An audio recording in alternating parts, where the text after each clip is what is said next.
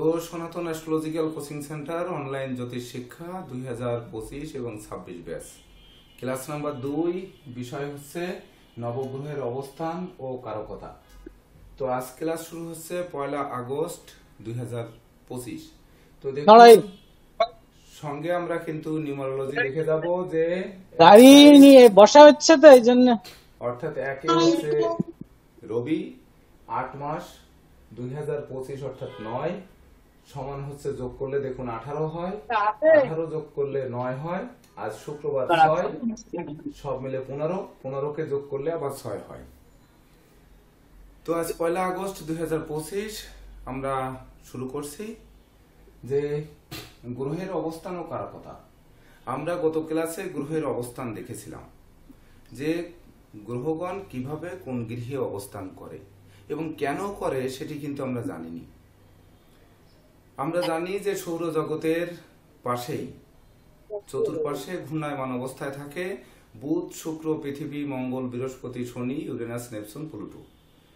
তো আমরা পূর্বেই বলেছি যে ইউরেনাস, নেপচুন এবং প্লুটো নিয়ে আমরা আগে আলোচনায় যাব না, তবে রাহুকে ইউরেনাস অনেকে কল্পনা করে থাকেন আর মানে নেপচুনকে কেতু।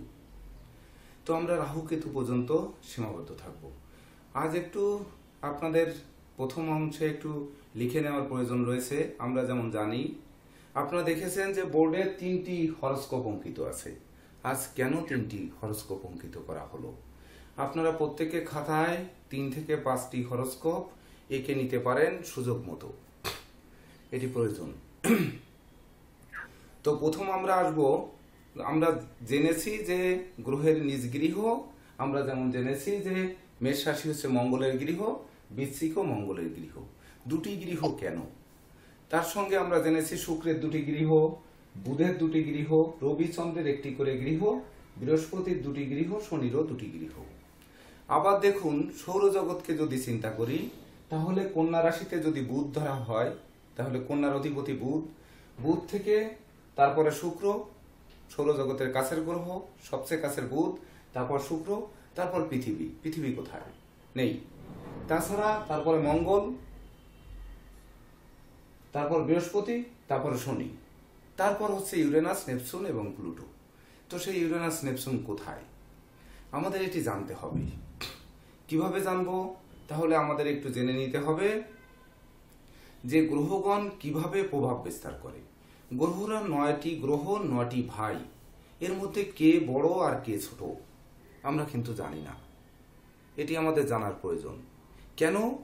ধরেন একজন পিতার 9টি সন্তান, কে বড় হবে, কে কার থেকে বড় হবে, কে বিদ্যায় বড় হবে, কে বুদ্ধিতে বড় হবে, কে জ্ঞানে বড় হবে, বা ধরুন কে শিক্ষায় বড় হবে, বা ধরুন কর্মে বড় হবে, অর্থে বড় হবে, যশে বড় হবে, পুরস্কারে বড় হবে, এরকম অনেক দিকে তো সে বড় হবে। তো কেন হবে এই বড়? তার জন্য আমাদের একটু লিখতে হবে। তো আমরা ছক 1-এ যাই। এটি হচ্ছে প্রথম জানবো গ্রহ তুঙ্গস্থ। একটি ভাষা আমরা জানি যে গ্রহ তুঙ্গস্থ হয়, গ্রহ নিচস্থ হয়, আর হচ্ছে গ্রহ মূল ত্রিকোণ একটা জিনিস হয়, মূল ত্রিকোণ। তো আমাদের 3টি ছক আপনারা সবাই করে নিয়েছেন কিনা একটু দেখুন, যদি না করে থাকেন তাহলে করে নিন। আমাদের কিন্তু ক্লাসের সঙ্গে সঙ্গে অনুধাবন করতে হবে, শুধু মুখস্থ করলে হবে না। এখানে আমি গত ক্লাসে সব থেকে বেশি ধন্যবাদ জ্ঞাপন যদি করতে হয়, আসলে ধন্যবাদ জ্ঞাপন করে কারো ঋণ কখনো শোধ করা যায় না, বা কৃতজ্ঞতা কখনো মন থেকে কৃতজ্ঞতা জানিয়ে কৃতজ্ঞতার ঋণ কখনো শোধ করা যায় না। তবে একজন শিক্ষার্থীকে কৃতজ্ঞতা জানাতে হয়, 1 নম্বর ক্লাসের, তিনি হচ্ছেন ফারহা আঞ্জুম প্রপা। আপনারা দেখেছেন যে 1 নম্বর ক্লাসকে কত সুন্দরভাবে উনি ব্যাখ্যা করে গ্রুপে দিয়েছেন। আমি আশা করব যে আমাদের যে 60টি ক্লাস যদি এভাবে নোট হয়, তাহলে সেই শিক্ষার্থী অদূর ভবিষ্যতে শুধু আমাকে অতিক্রম নয়, এই জ্যোতিষ জগৎকে অতিক্রম করে সবার শীর্ষে আরোহণ করবে, এটি আমার বিশ্বাস। ঠিক তদনুরূপ আমরা অনুকরণ নয় অনুসরণ করব। যে উনি ফারহা আঞ্জুম প্রপা রোল নাম্বার 16 উনি যেভাবে তৈরি করেছেন আমরা অন্যভাবে যেন এটিকে সহজ সরল সাবলীল ভাবে তৈরি করে একে অপরের বোধগম্য করে তুলতে পারি। তাছাড়া আপনাদের কিন্তু বলা হয়েছে যে গ্রুপে জ্যোতিষশাস্ত্র বিষয়ক লেখা জোখা যা জ্ঞান আদান প্রদান হবে শুধুমাত্র সেই ক্ষেত্রে ব্যবহার করা যাবে। কারো ব্যক্তিগত ব্যাপার তখনই যাবে যে বিশেষ করে একটি শুভ সংবাদ, কারো গৃহে নতুন অতিথি আসছে, সন্তান জন্ম নিয়েছে, সেটি নিউজটা আপনারা জানাতে পারেন যে সেই নবজাতকের জন্য আমরা আশীর্বাদ চাইতে পারি। আবার কেউ দুনিয়া ছেড়ে চলে গেছে, তার জন্য আমরা যেন একটু ব্যথিত হতে পারি। এই বিষয়গুলো যেমন আমরা জানাতে পারি, তেমনি তার সঙ্গে কিন্তু এই গ্রুপে আমরা জ্যোতিষশাস্ত্রকে কিভাবে আরো সামনের দিকে নিয়ে যেতে পারি, একজনের জ্ঞান আর একজনে কিভাবে আহরণ করতে পারি, সেই ক্ষেত্রে যেন আমরা ব্যবহার করি। তো ছক নাম্বার 1, গ্রহ তুঙ্গস্থ লিখতে হবে এবং ভাবতে হবে। রবি মেষ রাশিতে তুঙ্গস্থ হয় 10 ডিগ্রি পর্যন্ত। তো রবি 10 ডিগ্রি পর্যন্ত তুঙ্গস্থ হয়। ঘরটা কিন্তু 30 ডিগ্রি, আমরা প্রথম ক্লাসে বলেছি প্রত্যেক রাশি 30 ডিগ্রি করে। তাহলে 10 ডিগ্রি তুঙ্গস্থ হয়। কোন দিক থেকে 10 ডিগ্রি তুঙ্গস্থ হয়? আমরা কিন্তু বলেছি যে এন্টি ক্লকওয়াইজ গ্রহগণ ঘোরে, অর্থাৎ 7টি গ্রহ ঘড়ির কাঁটার বিপরীতে ঘোরে। তাহলে এদিক থেকে ঘুরছে, দেখুন এদিকে ঘড়ির কাঁটা হচ্ছে এদিকে ঘোরে, তাহলে এই দিকে ঘুরবে। তাহলে এই প্রথম থেকে প্রথম 10 ডিগ্রি পর্যন্ত রবি তুঙ্গস্থ হয়। এখানে একটানা লিখতে হবে না, ফাঁকে ফাঁকে একটু শুনে নিন। রবি তুঙ্গস্থ অর্থাৎ কি, যে ধরুন আমার মাথার উপরে এসে, আমি আজ বললাম যে কৃতজ্ঞতা জানাতে হয় ফারহা আঞ্জুম প্রপাকে, উনি এসে আমার মাথার উপরে বসলো, আমি কি উনাকে ফেলে দিব? আমি উনাকে সমীহ করব? আমি ওনাকে বরং আরো ঠেকিয়ে রাখবো, যেমন সার্কাসে একজনের মাথার উপরে আরেকজন থাকে। তো এই রাখবো না টপ করে ফেলে দিব? আপনার মাথায় যদি একটি নোংরা বা একটি পাখি ধরেন পায়খানা করে দিয়েছে, তাহলে নিশ্চয়ই আপনারা সেটিকে ফেলে দিবেন, ধুয়ে ফেলবেন। কিন্তু গ্রহগণ তাকে ধুয়ে ফেলছে, শাস্তি দিচ্ছে, নাকি তাকে তার সঙ্গে বন্ধুত্ব করে তার কাছ থেকে জ্ঞান আহরণ করার চেষ্টা করছে, বা তার কাছ থেকে রসাস্বাদন, তার যে মিষ্ট রস, কটু রস বা তিক্ত রস যেটি রয়েছে সেটি গ্রহণ করছে, নাকি সেটি বর্জন করার চেষ্টা করছে, এটি আমাদের কিন্তু বুঝতে হবে। তো যদি আমরা বুঝি রবি মেষ রাশিতে গিয়ে 10 ডিগ্রি পর্যন্ত তুঙ্গস্থ হচ্ছে, এর আগে কিন্তু আপনারা লিখেছিলেন যে গ্রহের শত্রু। তো রবির শত্রু কাকে লিখেছিলেন? আপনারা দেখুন, রবি গ্রহের শত্রু লিখেছিলেন হচ্ছে শুক্র আর শনি, দুটি গ্রহকে লিখেছিলেন। মঙ্গলকে কিন্তু রবির শত্রু লিখেছিলেন না। তাহলে সে তার মিত্র গৃহে অবস্থান করেছে তুঙ্গস্থ হয়ে। তাহলে সে কি সমীহ পাবে, নাকি সেখান থেকে কষ্ট পেয়ে তার সরে যেতে হবে? ওই যে বললাম মাথায় পড়েছে, আপনারা ছোটকে ফেলে দেবেন না, তাকে রেখে দিয়ে তার ভিতরে যে রস রয়েছে বা মধুরতা রয়েছে, তার ভিতরে যে শাস্ত্র জ্ঞান রয়েছে, সেটিকে মিলিয়ে দুজনে মিলে চলতে আরম্ভ করবেন। কেন এটি শিখবেন? কারণ দুটি গ্রহ যখন এক গৃহে থাকবে, দুটি গ্রহ যদি কারো দুই ভাইয়ের ভাগ্যাধিপতি হয়, তাহলে ওই দুই ভাই মারামারি করবে, লাঠালাঠি করবে, নাকি একসঙ্গে পড়াশোনা করবে, কি করবে? যেমন টুইন বেবি, কিন্তু একজন কেউ মস্ত বড় ধনী হচ্ছে, আবার কেউ পথের ভিখারি হচ্ছে। তো দুজনের ধরে রাখেন ভাগ্যপতি, এক গৃহে অবস্থান করছে, এমন কিন্তু হতে পারে। তার জন্য আমাদের অনুধাবন করতে হবে যে মঙ্গলের উপর রবি গিয়ে 10 ডিগ্রি পর্যন্ত তুঙ্গস্থ হলো, বাকি 20 ডিগ্রি কেন হলো না, এটি আমাদের বুঝতে হবে। তাহলে আগে লিখে নিন 10 ডিগ্রি পর্যন্ত সে তুঙ্গস্থ। তাহলে 10 ডিগ্রির মধ্যে প্রথম রয়েছে কিন্তু অশ্বিনী নক্ষত্র 13 ডিগ্রি 20 মিনিট, আপনারা জানেন।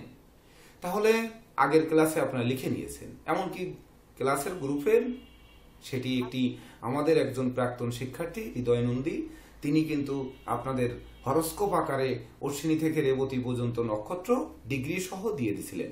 আরো একজন শিক্ষার্থী দিয়েছিলেন, তিনি সুভাষ রায়, তিনিও দিয়েছিলেন, খুব সুন্দর করে ব্যাখ্যা করে 3টি পেজ না 2টি পেজ দিয়েছিলেন, আপনারা এগুলো সংরক্ষণে রাখবেন।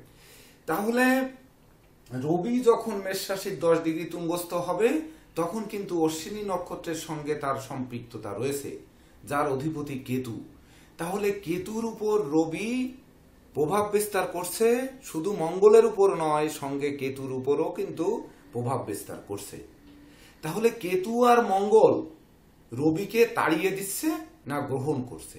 দেখুন, রবির সঙ্গে কিন্তু কেতু মঙ্গল দুজনের কারো শত্রুতা নেই, মানে তাদের মধ্যে একটা অবশ্যই মিত্রতা রয়েছে। না হলে আপনার বাড়ি গেলে, আমি গেলে আপনি আমাকে বসতে দিবেন বা আমাকে যত্ন করবেন, আমাকে খেতে দিবেন, এটা হইতেই পারে না। এবার আসবো নাম্বার 2।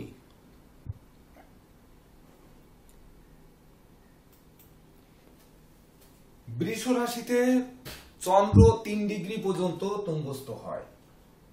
চন্দ্র বৃষ রাশিতে 3 ডিগ্রি পর্যন্ত তুঙ্গস্থ হচ্ছে প্রথম থেকে, অর্থাৎ এই ডান পাশ থেকে 3 ডিগ্রি, সব সময় মনে রাখতে হবে 3 ডিগ্রি পর্যন্ত সে তুঙ্গস্থ হচ্ছে। 3 ডিগ্রির মধ্যে এই গৃহটি হচ্ছে শুক্রের গৃহ। আপনারা কিন্তু লিখেছেন শুক্রের শত্রু হচ্ছে চন্দ্র এবং রবি, এটি আপনারা লিখেছেন। স্যার কথাগুলো ক্লিয়ার বুঝতেছি না স্যার। নারায়ণ চক্রবর্তী মহোদয়, আপনি মিউট করে দিন। যারা স্পিকার ছাড়া সবাই মিউট করে দিন প্লিজ। এটা একটু খেয়াল রাখতে হবে, নাহলে অন্যদের ডিস্টার্ব হবে। বৃষ রাশিতে হচ্ছে চন্দ্র 3 ডিগ্রি পর্যন্ত তুঙ্গস্থ হচ্ছে।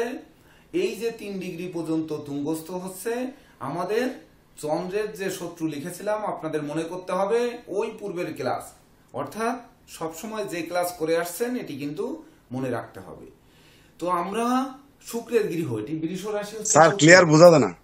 আপনার ওখানে প্রবলেম, বোঝা যদি না যায়, এটি আমার এখানে প্রবলেম নয়। আপনি লিভ নিয়ে আবার প্রবেশ করতে পারেন অথবা মোবাইলটি রিস্টার্ট দিতে পারেন। সুমন দেব, কেননা দেখুন, আপনারা 50 জন শিক্ষার্থী সবাই শুনতে পাচ্ছেন, আপনি পাচ্ছেন না। তারা মিউট করে দিন, তারা মিউট করে দিন। অর্থাৎ আপনাদের সঞ্জয় মহোদয় সহযোগিতা করার জন্য যার যার জায়গায় প্রবলেম থাকলে সেটি নিজেরা আগে সমাধান করার চেষ্টা করবেন। না হলে ব্যক্তিগতভাবে এই টেকনিক্যাল লাইনে যদি কোনো প্রবলেম থাকে সেটি আমাদের নীরজকান্তি রয় স্যারের কাছে আপনারা ব্যক্তিগতভাবে ফোন দিতে পারেন, দিয়ে এটি সমাধান করতে পারেন। আমাকে বললে ধরেন আমি এই দিকগুলো বুঝি না, আমি এটি কিন্তু সমাধানের পথ দিতে পারবো না। তো আসি যে বৃষ রাশিতে চন্দ্র 3 ডিগ্রি পর্যন্ত তুঙ্গস্থ হলো। এই 3 ডিগ্রিতে কিন্তু আপনারা লিখেছেন যে প্রথম 10 ডিগ্রি কৃত্তিকা নক্ষত্র, যার অধিপতি হচ্ছে রবি। আবার চন্দ্রের ক্ষেত্রে আপনারা কি লিখেছেন যে চন্দ্রের শত্রু কে? চন্দ্রের কোন শত্রু লিখেছিলেন? লেখেননি। কিন্তু শুক্রের শত্রু লিখেছিলেন যে শুক্রের শত্রু হচ্ছে রবি এবং চন্দ্র। তাহলে এই রবি এবং চন্দ্র যদি শুক্রের শত্রু হয়, তাহলে শুক্র চন্দ্রকে শত্রু মনে করে। তাহলে শত্রু এসে উনার মাথার উপরে তুঙ্গস্থ হয়ে বসে আছে 3 ডিগ্রিতে, যেটি কৃত্তিকা নক্ষত্র, যার অধিপতি রবি। তাহলে রবি এবং শুক্রকে পেঁচিয়ে চন্দ্র সেখানে গিয়ে তুঙ্গস্থ হয়ে বসে আছে 3 ডিগ্রি পর্যন্ত। কেন সামান্যতম 3 ডিগ্রি নিল, তারপরের অংশ নিতে পারেনি? এটি আপনারা নক্ষত্রের 5 চরণ যখন শিখবেন তখন আপনারা শিখে যেতে পারবেন। কিন্তু অনুধাবন করুন যে শুক্রের গৃহে চন্দ্র তুঙ্গস্থ হলো, কিন্তু প্রথম 3 ডিগ্রি নিল গৃহটি শুক্র, এবং যে নক্ষত্রকে সঙ্গে নিয়ে তুঙ্গস্থ হলো সেটির অধিপতি রবি। অর্থাৎ 2 শত্রুর উপর সে গিয়ে আধিপত্য বজায় রাখছে।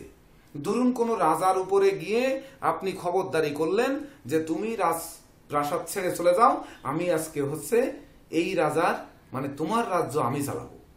তো কেমন অবস্থা তৈরি করবে একটু ভেবে দেখুন। ভাবতে ভাবতে আসুন, বাকি কয়টা লিখুন, দেখুন আপনাদের ভাবনা চলে আসবে। কখন যে আপনারা শিখে ফেলবেন জ্যোতিষ আপনারাই বুঝতে পারবেন না। যদিও এখানে অনেকেই জ্যোতিষ শাস্ত্রজ্ঞ আছেন, যারা শখের বসে বা হয়তো কোনোভাবে আপনারা শিক্ষা নিতে আসছেন, কিন্তু আপনারা জ্যোতিষ করছেন এমনও আছে। ধরুন আমি কেমন অবজার্ভ করি এটি আপনারা পরে ধাপে ধাপে বুঝতে পারবেন, যদিও আপনাদের অনেককেই চিনি না। তার মধ্যে একটু বলে রাখি, ফাঁকে একটু বলতে হচ্ছে, আমি কিন্তু কথা দিয়েছিলাম যে 50 জনের উপরে আমরা সনাতন অ্যাস্ট্রোলজিক্যাল কোচিং সেন্টারে আমরা ভর্তি নিব না। তো ইতিমধ্যে বিশেষ রিকোয়েস্টে আমাদের 2-3 জনকে নিতে হয়েছে, কিন্তু তাদেরকে আমি রোল নাম্বার দিতে পারিনি বা দিব না। আপনাদের ভিতর থেকে যদি কেউ মনে করেন যে সনাতন অ্যাস্ট্রোলজিক্যাল কোচিং সেন্টার আসলে যে শিক্ষা দিচ্ছে এটি শিক্ষা মতো নয়, তখন দেখা যাচ্ছে আপনারা অনেকে হয়তো এখান থেকে চলে যেতে বাধ্য হবেন বা যেতে ইচ্ছা করবে, বা আপনারা ক্লাস করে পারছেন না, বিভিন্ন কারণ হতে পারে। তখন না কিন্তু তাদেরকে আপনাদের শূন্য স্থান পূর্ণ করা হবে। এর আগে ক্লাস করার অনুমতি দেওয়া হয়েছে, কিন্তু রোল নাম্বারের ভিতরে নেওয়া হয়নি। আপনারা তাদের সঙ্গে পরিচয় হয়ে নেবেন, গ্রুপে যুক্ত আছেন, ওনাদের ভিডিও দেখার সুযোগ দেওয়া হয়েছে। কারণ জ্যোতিষশাস্ত্র মহান শাস্ত্র, রিকোয়েস্ট করেছেন, আমি না রেখে পারিনি। তো তার মধ্যে দুজনের নাম আমার এখন মনে আছে। একজন মনে হয় শক্তিময়ী হীরা, আর একজন হচ্ছে কলকাতা থেকে বিষ্ণু মহন্ত। যদি যোগদান করে থাকেন আপনারা পরবর্তীতে পরিচয় করিয়ে দিব। তো যাই হোক, এইবার বৃষ রাশিতে চন্দ্র তুঙ্গস্থ হলো 3 ডিগ্রি পর্যন্ত। তারপর হচ্ছে রাহু, মিথুন রাশিতে রাহু 20 ডিগ্রি পর্যন্ত তুঙ্গস্থ। এই 20 ডিগ্রি পর্যন্ত। এই 20 ডিগ্রি কোন দিক থেকে? এটি কিন্তু ব্যতিক্রম রয়েছে। অর্থাৎ এই 20 ডিগ্রি হচ্ছে ক্লক ওয়াইজ, অর্থাৎ এই পাশ থেকে 20 ডিগ্রি। বাকি গ্রহ, সকল গ্রহগুলো কিন্তু এই দিকে, একমাত্র রাহু কেতু হচ্ছে এই দিকে তুঙ্গস্থ 20 ডিগ্রি। অর্থাৎ কর্কটের পাশ থেকে 20 ডিগ্রি পর্যন্ত সে তুঙ্গস্থ মিথুন রাশিতে। এটি আপনারা লিখে নেবেন। তো এই যে মিথুন রাশিতে রাহু গিয়ে তুঙ্গস্থ হলো, রাহুর শত্রু আপনারা লিখেছিলেন মঙ্গল, চন্দ্র এবং রবি। কিন্তু বুধের গৃহে যে বিদ্যার দেবী, সেখানে গিয়ে তুঙ্গস্থ হলো। সে কোন নক্ষত্রকে নিল? পুনর্বসুর লাস্ট 10 ডিগ্রি, আর যেহেতু 20 ডিগ্রি পর্যন্ত হয়েছে, আদ্রা নক্ষত্রের আর 10 ডিগ্রি নিল। তাহলে পুনর্বসুর অধিপতি হচ্ছে বৃহস্পতি, আর আদ্রার অধিপতি হচ্ছে রাহু। তো রাহুর নক্ষত্রে আছে, সেখানে তুঙ্গস্থ হয়েছে, এটি কোনো দোষের নয়। কিন্তু বৃহস্পতির কে সঙ্গে নিয়ে তুঙ্গস্থ হয়েছে। অর্থাৎ বৃহস্পতি দেবতাদের গুরু, দেবতাদের গুরুকে পর্যন্ত সে গ্রাস করার ক্ষমতা রাখে।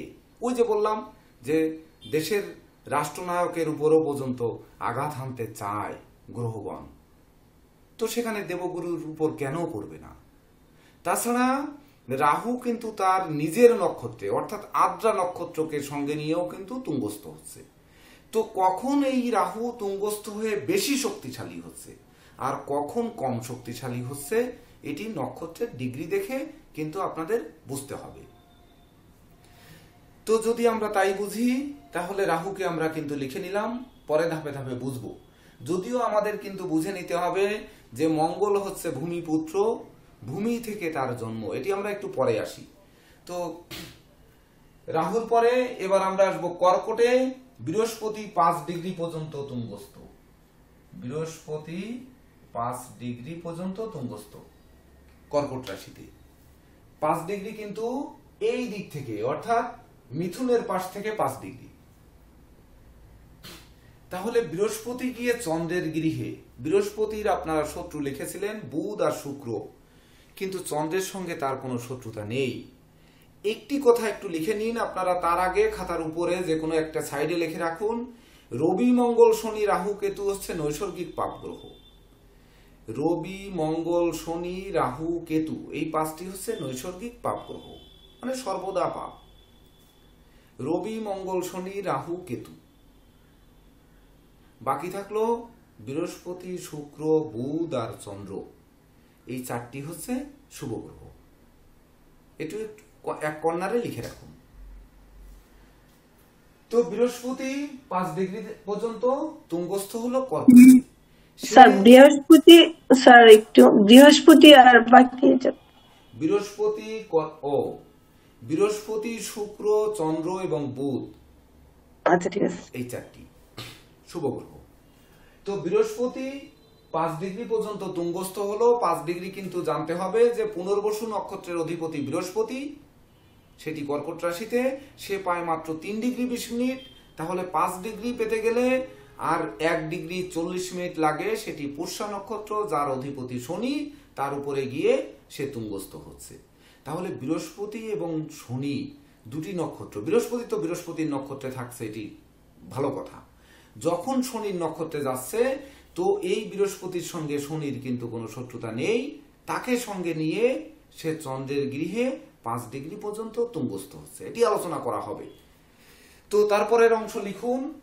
এবার সিংহ রাশিতে কেউ তুঙ্গস্থ হয় না, কন্যা রাশিতে বুধ 15° পর্যন্ত তুঙ্গস্থ হয়। বুধ কন্যা রাশিতে 15°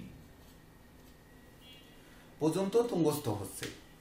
তাহলে কন্যার অধিপতি কিন্তু আমরা জানি যে এটি বুধ। বুধ তার নিজের গৃহে তুঙ্গস্থ হচ্ছে 15°, প্রথম 15°। প্রথম 15°-র মধ্যে আপনারা জানেন উত্তর ফল্গুনী নক্ষত্র 10°, আর হচ্ছে হস্তা নক্ষত্রের 5° নিয়ে, অর্থাৎ হস্তার অধিপতি চন্দ্র আর উত্তর ফল্গুনীর অধিপতি হচ্ছে রাহু, না রবি। তো এই যে রবি এবং চন্দ্রের উপর সে বুধ গিয়ে তুঙ্গস্থ হচ্ছে। তো বুধের শত্রু কিন্তু আমরা লিখেছিলাম চন্দ্র। তাহলে চন্দ্রের যে পার্ট, অর্থাৎ হস্তা নক্ষত্রের পার্ট, তার সঙ্গে কেমন সম্পর্ক থাকবে, আর হচ্ছে উত্তর ফল্গুনীর অংশ রবি, এটি কেমন সম্পর্ক থাকবে, এ দিয়ে কিন্তু বুঝতে হবে কে বড় ভাই কে ছোট ভাই, কার শক্তি বেশি কার শক্তি কম একটি প্ল্যানেটে। আসি তারপরের অংশ। এইবার তুলা রাশিতে শনি 20° পর্যন্ত তুঙ্গস্থ হয়। শনি 20° পর্যন্ত। তুলা রাশির গৃহের অধিপতি বা মালিক হচ্ছে শুক্র। শনির সঙ্গে শত্রুতা ছিল রবি, চন্দ্র, মঙ্গলের, কিন্তু এটি ঘরটি শুক্রের ঘরে গিয়ে সে তুঙ্গস্থ হচ্ছে। শুক্র আমরা জানি দৈত্যদের কুলগুরু, তা দৈত্যের উপর গিয়ে সেই শনি তুঙ্গস্থ হচ্ছে। তাহলে শনির শক্তি নিশ্চয়ই দৈত্যের থেকে বেশি। আবার কিনা এই শনি তুলা রাশিতে চিত্রা এবং সাথী, সাথীর 13°20' আর চিত্রার হচ্ছে 6°40'। তাহলে কত হলো? 13, 14, 14 আর 6, 20, অর্থাৎ 20°।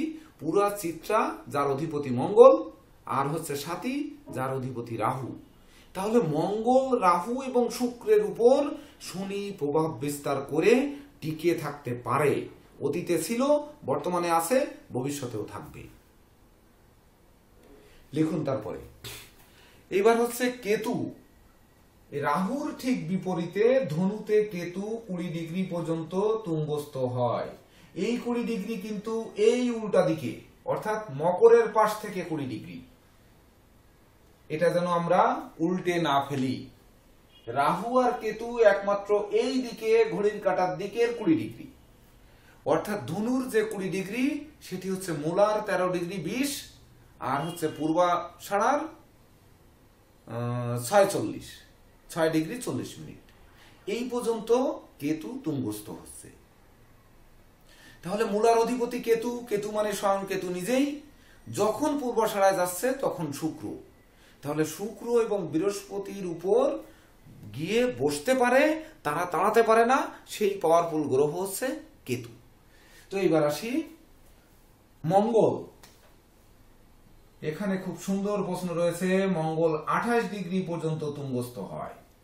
তাহলে কোন গ্রহ রাহু 20° পর্যন্ত হলো, শনি 20° পর্যন্ত হলো, বৃহস্পতি মাত্র 5° পর্যন্ত হলো, চন্দ্র মাত্র 3° পর্যন্ত হলো, বুধ সে 15° পর্যন্ত হলো, মঙ্গল একা 28° নিয়ে, এত বড় সাম্রাজ্য নিয়ে শনির গৃহে সে তুঙ্গস্থ হলো।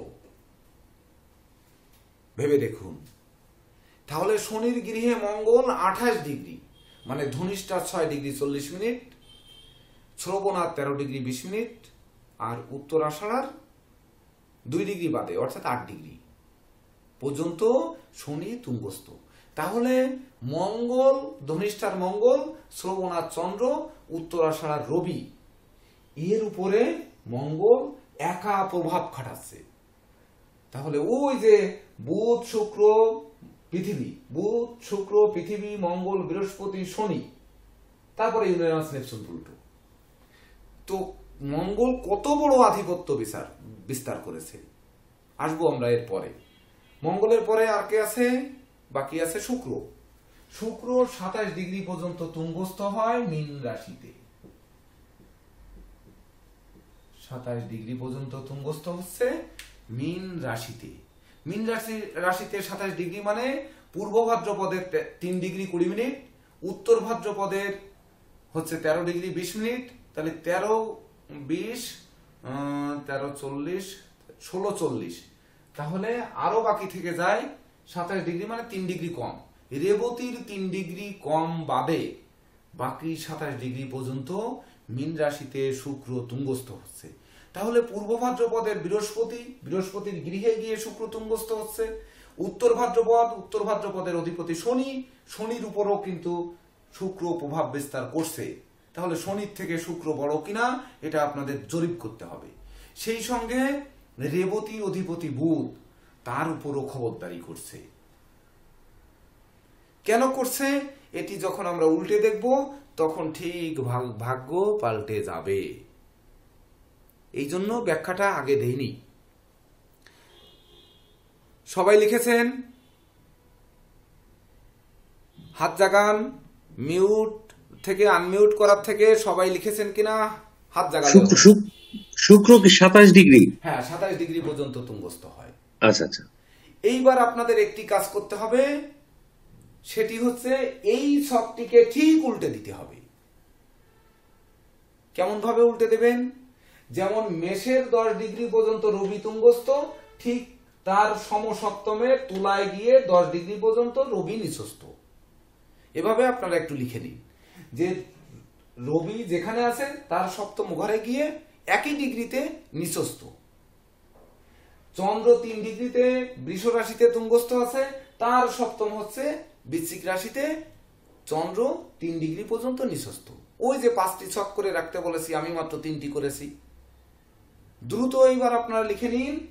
যেমন রাহু 20 ডিগ্রি মিথুনে, তাহলে এইখানে এনে রাহুকে নিচস্থ করতে হবে 20 ডিগ্রি ধনুতে, আবার এই ধনুর কেতুকে নিয়ে যেতে হবে মিথুনের 20 ডিগ্রি, তখন যে সে নিচস্থ হবে। অর্থাৎ এই তুঙ্গস্থ মাঝখানে লেখা, আরেকটি ছকে গিয়ে নিচস্থ লিখে সকল গ্রহকে উল্টে দিতে হবে। তো এই উল্টে লেখার জন্য আপনাদের 3 মিনিট সময় দেওয়া হলো। এই ক্ষেত্রে সহযোগিতা করবেন আমাদের জয়ন্ত কুমার দেব স্যার এবং নীরজ কান্তি রয় স্যার। আপনারা একটু সহযোগিতা করুন, যে উল্টে যদি লিখতে কেউ না পারেন তো 3 মিনিট সময়ের মধ্যে আপনারা একটু সহযোগিতা করুন।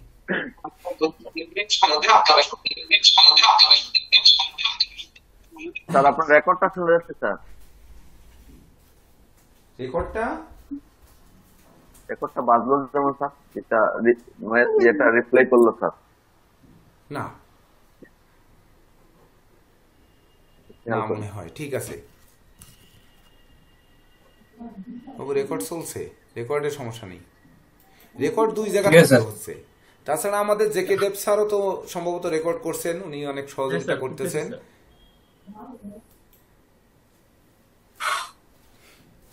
লেখেন।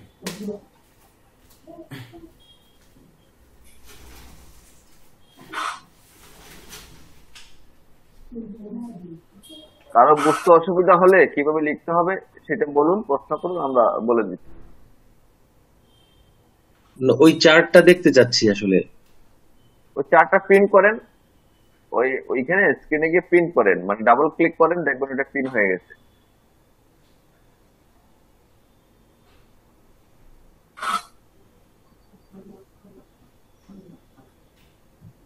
স্যারের লেখাটা একটু বড় করে দেন স্যার। আচ্ছা, আপনার সমস্যা কোথায় হচ্ছে আমাকে বলুন, আমি বলে দিচ্ছি।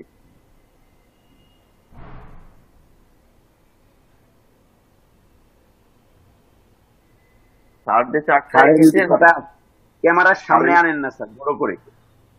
আপনি ওইটার উপরে গিয়ে আপনার ডাবল ক্লিক করেন, তাই ওইটা ক্যামেরার সামনে চলে আসবে। আপনারা হচ্ছে সবাই কেসিপাল যে আইডি আছে, ওই কেসিপাল যে লেখা আছে এই জায়গায় ডাবল ক্লিক করুন, তাহলে ওই শুধু স্পিকারটা আপনাকে বড় করে দেখাবে।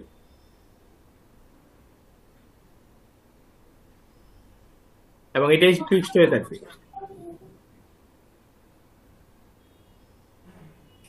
এবার ঠিক আছে শ্যামাপ্রসাদ বাবু?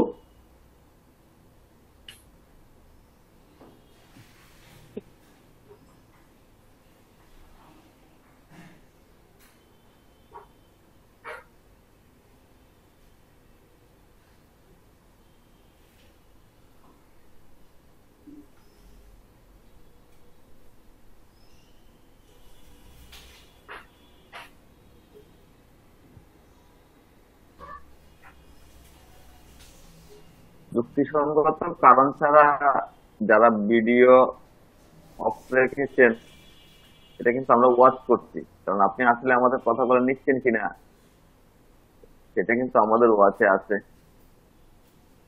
তার উপরে কিন্তু অ্যাস্ট্রোলজি আছে। আর যারা নামটা লিখেননি তারা দয়া করে নামটা লিখে নিয়েন। 987654। স্যার এটা আমি ঝুমা স্যার, মোবাইল সমস্যা হওয়ার কারণে নামটা সেভ করতে পারছিলাম না, সেভ করে দেবো স্যার। আচ্ছা আচ্ছা ঠিক আছে। স্যার আমি বুঝতে পারতেছি না স্যার, এই জায়গাটা সবগুলো আমি বুঝতে পারতেছি না। তুঙ্গস্থ যেগুলো এখানে লিখছেন তো, হ্যাঁ স্যার। তাহলে নিচস্থ হচ্ছে উল্টো হবে, মানে রবি যে ঘরে উচ্চস্থ হয় তার সমসপ্তমে হচ্ছে নিচস্থ হয়। তাহলে দেখুন রবি যে ঘরে আছে তার বামতি গণন রবির অবস্থান হচ্ছে 1 নাম্বার, চন্দ্রের অবস্থান হচ্ছে 2 নাম্বার, রাহুর অবস্থান 3 নাম্বার, বৃহস্পতি যেখানে লেগেছে 5, তারপরে খালি ঘরটা হচ্ছে 6, বুধ যেখানে লাগাচ্ছে খালি রবি হচ্ছে 1, চন্দ্র যেখানে লেখা 2, রাহু যেখানে লেখা এখানে 3, বৃহস্পতি যেখানে লেখা 4, আর খালি ঘরটা সিংহ রাশি এটা হচ্ছে 5, বুধ যেখানে লেখা 6, আর শনি যেখানে লেখা আছে এখানে 7। মানে রবির এই তুলা রাশিতে 0 থেকে 10 ডিগ্রি নিচস্থ হবে। তাহলে এইখানে লিখুন যে রবি তুলা রাশিতে লিখুন, মানে রবির যে অবস্থান তার নিচের যে ঘরটা আছে যেখানে শনির অবস্থান আছে সেখানে হচ্ছে রবি নিচস্থ হবে 0 থেকে 10 ডিগ্রি। বৃহস্পতি কত ডিগ্রিতে স্যার তুঙ্গস্থ? বৃহস্পতি হচ্ছে 0 থেকে 5 ডিগ্রি। 0.5 ডিগ্রি। হ্যাঁ 0 থেকে 5 ডিগ্রি। আচ্ছা আপনারা ঠিক তার অপোজিটে মানে সমসপ্তম ঘরের গ্রহগুলোরে আবার সেম বসায় দেন, সেটা নিচস্থ স্থান হয়ে এই যাবে। যে বৃহস্পতি যেখানে তুঙ্গস্থ হচ্ছে তার সামনের ঘর মানে যেখানে মঙ্গল লেখা সেখানে বৃহস্পতি 0 থেকে 5 ডিগ্রি নিচস্থ হবে। স্যার শুক্র কোন ঘরে মানে নিচস্থ হবে? শুক্র এই যে আপনার মীন রাশিতে উচ্চস্থ হচ্ছে, তাহলে তার সমসপ্তম হচ্ছে যেখানে বুধ লেখা আছে সেখানে আপনার সে নিচস্থ হবে 0 থেকে 27 ডিগ্রি, আর অপোজিটে শুক্রের ঘরে বুধ নিচস্থ হবে 0 থেকে 15 ডিগ্রি।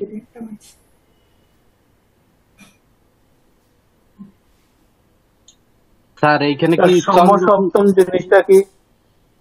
সমসপ্তম মানে হচ্ছে ওই যে গণলাম আমি, রবি 1, চন্দ্রের অবস্থান 2, রাহুর অবস্থান 3, বৃহস্পতির অবস্থান 4, সিংহ খালি ঘর যেটা আছে এটা হলো 5, বুধের অবস্থান কন্যা রাশিতে 6, আর তুলা রাশি হচ্ছে 7 নম্বর ঘর। 7 নম্বর মানে একদম বরাবর সামনে 7, সেটাই সমসপ্তম। সপ্তম মানে 7, আর সম মানে হচ্ছে একদম আমার সামনে যেটা আছে মানে সামনের ঘর।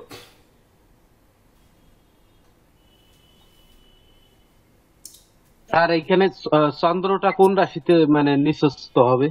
চন্দ্রটা এখানে আপনার তুঙ্গস্থ আছে আপনার বৃষ রাশিতে, তার অপোজিট হচ্ছে বৃশ্চিক রাশি, ওইখানে 0 থেকে 3 ডিগ্রি নিচস্থ হবে। স্যার বৃষ রাশি থেকে কোন গ্রহ নিচস্থ হয়? বৃষ রাশিতে কোনো গ্রহ নিচস্থ হয় না, তবে এটা মতান্তর আছে। রাহু কেতু আপনার এখন দেখানো হচ্ছে যেটা, এটা হচ্ছে মিথুন রাশিতে রাহু আপনার হচ্ছে তুঙ্গস্থ আছে এবং ধনু রাশিতে কেতু তুঙ্গস্থ আছে, কিন্তু মতান্তরে রাহু হচ্ছে বৃষ রাশিতে তুঙ্গস্থ হয় এবং কেতু হচ্ছে বৃশ্চিক রাশিতে তুঙ্গস্থ হয়। তো সেক্ষেত্রে এটা উল্টে যাবে, মানে মতান্তরে কেতু এই বৃষ রাশিতে নিচস্থ হবে। আপনাদের স্যাররা সকল কিছুই অবশ্যই বুঝিয়ে দিবেন যে রাহু কেতু কেন 2টি ঘরে অধিকার করেছে, কেন সেখানে সে নিচস্থ হচ্ছে বা তুঙ্গস্থ হচ্ছে। যেহেতু সনাতন astrological coaching centre JK Dev sir, নীরজকান্তি রায় স্যার, টিটু দাস যিনি ত্রিপুরা থেকে যোগদান করেছেন, ইনাকে এবং সুবীর মহন্ত ভারতের কলকাতা থেকে, তো ইনাদের শিক্ষক হিসেবে অলরেডি ঘোষণা করেছে। আপনারা পেয়ে যাবেন, যেমন 8 তারিখ যে শুক্রবারটি পড়েছে এই শুক্রবারে কিন্তু আপনাদের এই স্যাররাই ক্লাস নেবেন। তাছাড়া আপনারা অনেকে গ্রুপে কমেন্ট করেছিলেন, আমি দেখেছি যে উচ্চতর জ্যোতিষ শিক্ষায় আপনাদের বিশেষ করে পার্সেসটা দেওয়া যায় কিনা ক্লাস করার জন্য। এক্ষেত্রে আমি একটু বলতে চাই যে আপনাদের এই বেসিক অংশ আমরা যখন পাবো 2, 4, 5টি বা 10টি ক্লাস যাওয়ার পরে আমরা আপনাদের জন্য একটি শর্ট পরীক্ষার সিস্টেমও করতে পারি বা আপনাদের যাচাই করতে পারি যে কাকে সুযোগ দেওয়া সম্ভব আর কাকে দেওয়া সম্ভব নয়। তো সেই অনুযায়ী আমরা কিন্তু একটি এমসিকিউ পরীক্ষা হতে পারে, যেটি হয়তো 20 মিনিটের পরীক্ষা, উত্তর দিবেন, সেই অনুযায়ী আমরা এখান থেকে হয়তো বাছাই করে 10 জনকে আমরা হয়তো নিতে পারি উচ্চতর জ্যোতিষ শিক্ষায়। কিন্তু সেটিও অর্জন করতে গেলে এই যে বললাম, আমার হৃদয় কেড়ে নিয়েছেন যিনি, ফারহা আঞ্জুম প্রপা, এত সুন্দরভাবে বিশ্লেষণ করেছেন। আপনারা দেখবেন, পেজটাকে প্রিন্ট করে করে রাখবেন। 60টি ক্লাসের যদি এভাবে 60টি পেজ আপনারা পেয়ে যান, ক্লাসের নোট, তাহলে তখন বুঝবেন যে আপনারা কোথায় যাচ্ছেন। তো আপনারা লিখেছেন উল্টা করে,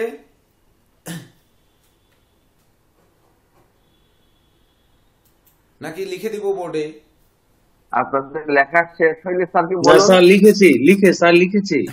আর সপ্তম যদি বুঝতে কষ্ট হয়, তাহলে যে রাশিতে যে গ্রহটি আছে ওই রাশিকে 1 ধরবেন, তারপরে 2, 3, 4, 5, 6, 7 যেখানে গিয়ে পড়বে, সমসপ্তমে গিয়ে এই ঘরটি ফিল আপ করলে আপনাদের নিঃস্ত হয়ে যাবে। সব সময় গ্রহের তুঙ্গের ঠিক অপোজিটে একই ডিগ্রিতে গ্রহগণ নিঃস্ত হয়। সহজ আছে, খুব যে কঠিন তা নয়। এদিকে দেখছি বিষ্ণু মহন্ত কলকাতা থেকে যে নতুন যোগদান করেছেন, ভিডিও অফ করে রেখেছেন। Ashis Kumar Debnath video off. তারপরে আমাদের সুবীর মহন্ত স্যার কলকাতা, আপনি নমস্কার স্যার, আপনি ভিডিও অফ। প্রদীপ্ত বালা বিশ্বাস, সোহান আহমেদ। আচ্ছা, যাই হোক, সেটি সুবিধা থাকতেই অসুবিধা থাকতেই পারে। এটি আমারও ভিডিও অফ হয়ে যেতে পারে, যেহেতু এটা টেকনিক্যাল ভাবে ক্লাসটি হয় অনলাইনে, এটা তো আপনারা জানেন। রিয়েলমি C25s আপনাকে রোল নাম্বার লিখতে হবে, তো সবাই লিখে নেবেন। যাই হোক, আমরা এখানে স্যার একটা কথা বলা ছিল স্যার, আমাদের প্রথম যে ক্লাসের নোটটা, হ্যাঁ স্যার, এটা স্যার আমাদের অর্পণ পাল নামে যে দাদা, ওনার বানানো ছিল। অর্পণ পাল, যার বানানো গ্রুপে দিয়েছেন কিন্তু ফারহা আঞ্জুম প্রপা, আমি সেটি দেখেছি, অর্থাৎ ক্রেডিটটা কিন্তু উনারই গেছে। যদি অর্পণ পালের তৈরি করা হয়, তাহলে অর্পণ পাল কেন গ্রুপে দেননি বলেন? আচ্ছা স্যার, আমাদের হোয়াটসঅ্যাপ গ্রুপে স্যার অর্পণ পাল থেকে দেন। তিনি তো ওটিকে অবশ্যই অবশ্যই সংরক্ষণে রেখে উনি পোস্ট করবেন, এটি আমি প্রত্যাশা করি। কেননা ওখানেই কিন্তু আপনাদের নাম সেভ করা রয়েছে, আমি বুঝতে পারবো যে কে পোস্টটি করেছেন, এটি কিন্তু দরকার। যেমন একটু রাখুন, যেমন ধরুন আমরা অনেক সময় একটি বিষয় দেখি, কি দেখি, যে দেখেছি আমাদের আগের ব্যাচের একজন খুব স্বনামধন্য শিক্ষার্থী এবং ভালো শিক্ষার্থী, তিনি জ্যোতিষ চর্চা শুরু করেছেন ইতিমধ্যে। আমারই যাওয়ার কথা তার চেম্বার উদ্বোধনের জন্য। তিনি গ্রুপে একটি পোস্ট করেছিলেন, এই তুঙ্গস্থ নিচস্থ মূল ত্রিকোণ দিয়ে সকল কিছু যত নোট দিয়ে যদি জ্যোতিষ হতো, তাহলে তো আপনারা ঘরে বসে বই কিনে আপনারা শিখে ফেলতে পারতেন। আপনাদের এই অনুধাবন করার শক্তিটা, যে কেন বৃষ রাশিতে 3 ডিগ্রি পর্যন্ত তুঙ্গস্থ হচ্ছে চন্দ্র, এই চন্দ্র 3 ডিগ্রি আর মঙ্গল 28 ডিগ্রি, কার কার উপর প্রভাব বিস্তার করছে কোনো গ্রন্থে লেখা পাবেন না, যেটি একমাত্র সনাতন অ্যাস্ট্রোলজিক্যাল কোচিং সেন্টারের প্রত্যেক শিক্ষক আপনাদেরকে এটি বুঝিয়ে দেওয়ার জন্য দৃঢ় প্রতিজ্ঞবদ্ধ। আপনারা যাচাই করে নেবেন যে সহজে সনাতন অ্যাস্ট্রোলজিক্যাল কোচিং সেন্টার যাদের শিক্ষক হিসাবে নিয়োগ দিয়েছে, তারা নিঃসন্দেহে আমার শূন্যতা পূর্ণ করবেন, এটি আমার বিশ্বাস। স্যার, একটু কথা বলতে চাচ্ছিলাম। হ্যাঁ বলেন স্যার, ওই আপনি যেটা বললেন যে নোটের বিষয়টা, যেটা পিডিএফ দেওয়া হয়েছিল, ওটা অর্পণ দাদা দিয়েছিল, আর আমি যেটা দিয়েছিলাম সেটা হচ্ছে 27টি নক্ষত্র বেসিসে, সেটা আমি দিয়েছিলাম গ্রুপে। ধন্যবাদ। কিন্তু ওটি পিডিএফ আকারে আপনার নাম থেকে এক জায়গা থেকে আসছে, এটি আমি এক জায়গা থেকে পেয়েছি। আচ্ছা আচ্ছা আচ্ছা। হ্যাঁ, তো যাই হোক, এর পরবর্তীতে যেহেতু হ্যাঁ আপনি সুন্দর কথাটি বলেছেন বা এখানে ক্লাসে বলে দেওয়ার জন্য ধন্যবাদ। তাহলে অর্পণ পাল আছেন এখানে? অর্পণ পাল আছেন? স্যার আছি স্যার। আপনি এর মধ্যে সব থেকে আকর্ষণীয় শিক্ষার্থী, আপনার ওখানে রোল নাম্বার লেখা নেই, নাম লেখা নেই কেন? আপনি কি স্যার, পাল? স্যার এটা আসলে নোটটা আমি পাল আপনি? একটা স্যার একটু বলি। হ্যাঁ স্যার নোটটা আমি আসলে প্রথমবার তৈরি করেছিলাম হ্যাঁ এবং গ্রুপে দেওয়ার কারণে আমি আপনাকে নীরজ স্যারকে এবং জেকেদেব স্যারকে মেনশন করেছিলাম যে যদি কোনো ভুল থাকে তাহলে একটু ধরিয়ে দেওয়ার জন্য। তো এই কারণে স্যার আমি ওখানে নাম টামগুলো প্রথমে মেনশন করিনি, কারণ আমি ভেবেছিলাম যে হয়তো একটু চেক করে যদি কোনো ভুল থাকে স্যার একটু ধরিয়ে দিলে তাহলে পরবর্তী ধন্যবাদ। ক্লাসগুলো ভুল থাকবে, ভুল সুন্দর থাকতে করে থাকতে করতে পারবো। সবাই যাচাই করবেন, আমাদের স্যাররা সবাই নজর রাখেন, তো সেই স্যার, অনুযায়ী আপনারা এটা স্যার, আমি- ভাগাত- স্যার আমি সেটাই। একটু- আর হচ্ছে স্যার আমি যখন নক্ষত্রটা দিছিলাম ওখানে কিন্তু আমিও মেনশন করে দিছিলাম যে ভুল হলে ক্ষমা সুন্দর দৃষ্টিতে আচ্ছা ঠিক দেখবেন। আছে, ওকে ওকে। আমি একটু কথা বলতে চাই স্যার এই হ্যাঁ, জায়গায়। বলেন। আমি আমার সম্মানিত শিক্ষার্থীদের উদ্দেশ্যে অ্যাস্ট্রোলজির একটা জিনিস এখানে শেয়ার করতে চাই। দেখেন, নোটটা দিয়েছেন মিস্টার অর্পণ পাল, কিন্তু ক্রেডিটটা কে নিলেন? ফারহান আঞ্জুম পাপা। আপনি যদি অর্পণ পালের ভিডিওটি খেয়াল করেন দেখবেন উনি কিন্তু নাম লিখেননি, উনি ভিডিও অফ করে রেখেছেন। ওনাকে বুঝতে হবে যে আপনার উপর কেতুর প্রচন্ড প্রভাব আছে, আপনি নিজেকে লুকিয়ে রাখতে চাইছেন এবং আপনার ক্রেডিটটা অন্যজন নিয়ে যাচ্ছে। এটা এখানে অ্যাস্ট্রোলজি খেলা করতেছে। আজকের এই ক্লাস থেকে এটা বুঝে নেন, আপনার ক্রেডিট অন্যজন নিয়ে নিছে যেভাবেই হোক।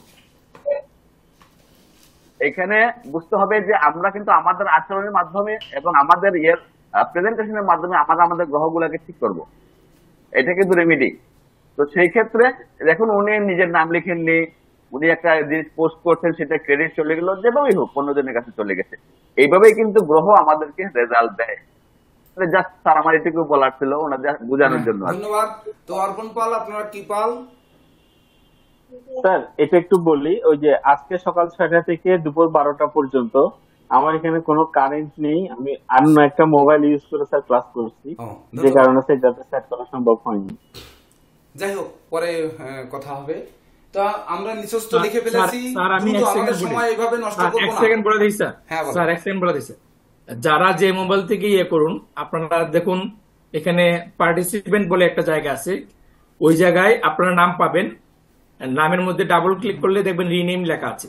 তো মোবাইল যেটা দিয়ে ব্যবহার করুন আপনার নামটা আবার লিখতে পারবেন, নামটা লিখে নিন, মানে যে মোবাইল দিয়ে ঢুকুন আপনার নামটাকে রিনেম করতে পারবেন। আচ্ছা ঠিক আছে, আসি আমরা পরে। তো এইবার আমরা আসবো, এদিকে দেখুন আরেকটি ছক করা আছে, আপনারা দেখতে পাচ্ছেন মনে হয়, মূল ত্রিকোণ। এটিও আমাদের দরকার, দ্রুত একটু লিখে নিন, কারণ আমাদের সময় যদিও 3 ঘন্টা, অনেকেই বলেছেন 3 ঘন্টা কি একটানা ক্লাস করা সম্ভব, কিন্তু আমি বলতে চাই যে আমরা যদি গল্প করে সময় করি কাটাই, তাহলে কিন্তু 3 ঘন্টা আসলে কোনো সময় নয়। কিন্তু সনাতন অ্যাস্ট্রোলজিক্যাল কোচিং সেন্টার কখনোই গল্প করে সময় কাটাবে, সেটি সেই গল্পটি প্রয়োজনের বাইরে নয়, সময় দেখবেন এমনিই কেটে যাবে। তো আসি আমরা মূল ত্রিকোণ লিখি, একটু লিখে নিন মূল ত্রিকোণ। কারণ এর ব্যাখ্যা যদি এই ক্লাসে না পান তাহলে এই ব্যাখ্যা কিন্তু আর পাওয়া যাবে না। তো আসুন, মেষ রাশিতে মঙ্গল 12 ডিগ্রি পর্যন্ত মূল ত্রিকোণ, মঙ্গল মেষের 12 ডিগ্রি পর্যন্ত মূল ত্রিকোণ। এই সবটি কিন্তু আপনারা লিখেছেন, যেটি উল্টে লিখেছেন তুঙ্গস্থ সেটি কিন্তু নিচস্থ, সারা জীবন মনে রাখতে হবে, এর বাইরে জ্যোতিষ সম্ভব নয়, এটি মাথায় রাখতে হবে। এইবার বৃষ রাশির পুরা 30 ডিগ্রি ধরে চন্দ্র মূল ত্রিকোণ, পুরো 30 ডিগ্রি একেবারে পুরো গৃহ ধরে চন্দ্র মূল ত্রিকোণ। সিংহ রাশিতে রবি 20 ডিগ্রি পর্যন্ত তার মূল ত্রিকোণ, রবি 20 ডিগ্রি। এইবার একই জায়গায় কেতু, সিংহ রাশিতে কেতু 30 ডিগ্রি পর্যন্ত তার মূল ত্রিকোণ। তুঙ্গস্থর বেলায় গিয়ে এসে চন্দ্র মাত্র 3 ডিগ্রি হলো, ত্রিকোণের ক্ষেত্রে পুরা 30 ডিগ্রি নিয়ে ত্রিকোণ হলো। এইবার বুধ হচ্ছে কন্যা রাশিতে 15 থেকে 25 ডিগ্রি পর্যন্ত, মাঝখানের 10 ডিগ্রি। কন্যা রাশিতে বুধ লিখুন 15 ডিগ্রি থেকে 25 ডিগ্রি পর্যন্ত মূল ত্রিকোণ। তাহলে কোন নক্ষত্রের কোন কতটুকু পেয়েছে এটি কিন্তু আপনারা বের করে ফেলতে পারবেন। বুধ কন্যা রাশিতে 16 থেকে 25, 16 ডিগ্রি থেকে 25 ডিগ্রি। এটা মনে হয় ভুল হয়েছে। কেতু কি 30 ডিগ্রি না 20 16 ডিগ্রি ডিগ্রি স্যার? থেকে 25 ডিগ্রি পর্যন্ত একটু কারেকশন করে নিন। স্যার কেতু কি 30 ডিগ্রি না 20 ডিগ্রি? 30 ডিগ্রি, এটা মূল ত্রিকোণ হচ্ছে কিন্তু। Thank you sir.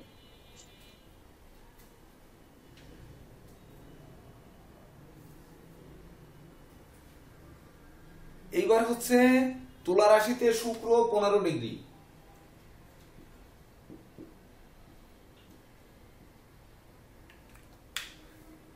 বৃহস্পতি হচ্ছে ধনু রাশিতে 10 ডিগ্রি,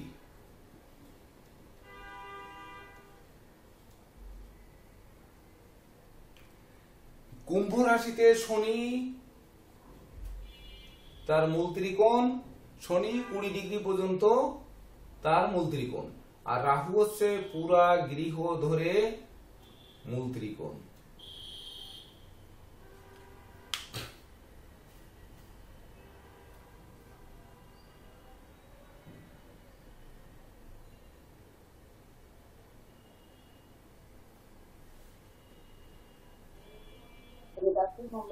স্যার যে মূল ত্রিকোণ জিনিসটা কি?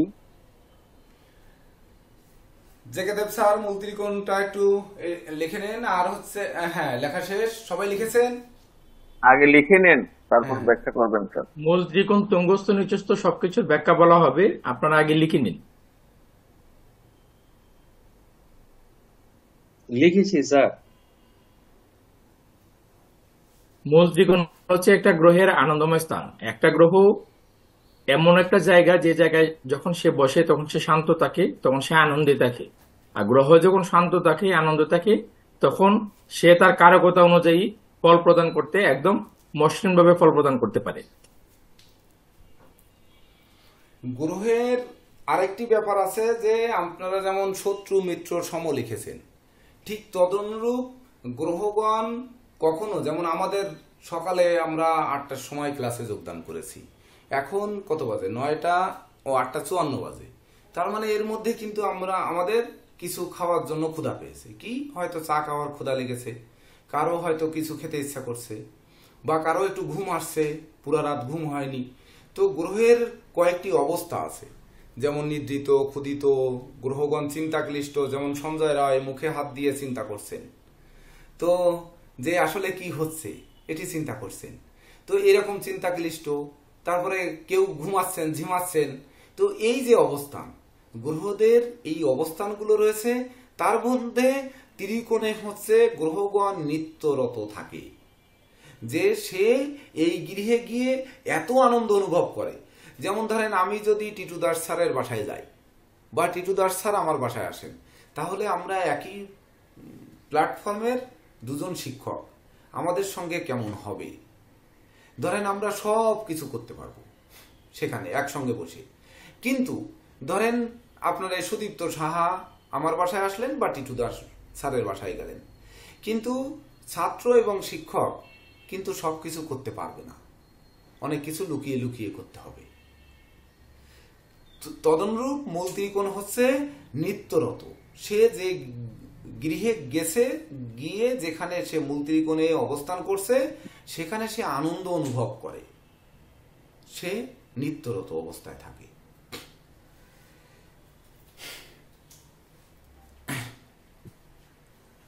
তো হয়েছে, লেখা হয়েছে। এইবার গ্রহের দৃষ্টি, একটু দৃষ্টিটা লিখে নিন। গত ক্লাসে যদিও একটু বলা হয়েছিল যে গ্রহগণ, প্রত্যেক গ্রহ একেবারে সহজ, প্ল্যানেটের যে যেখানে থাকবে এক লাইনে লিখুন, তার সপ্তমে পূর্ণ দৃষ্টি থাকবে। প্রত্যেক গ্রহ সপ্তম গৃহে পূর্ণ দৃষ্টি দেয়, এটি একটু লিখে নিন।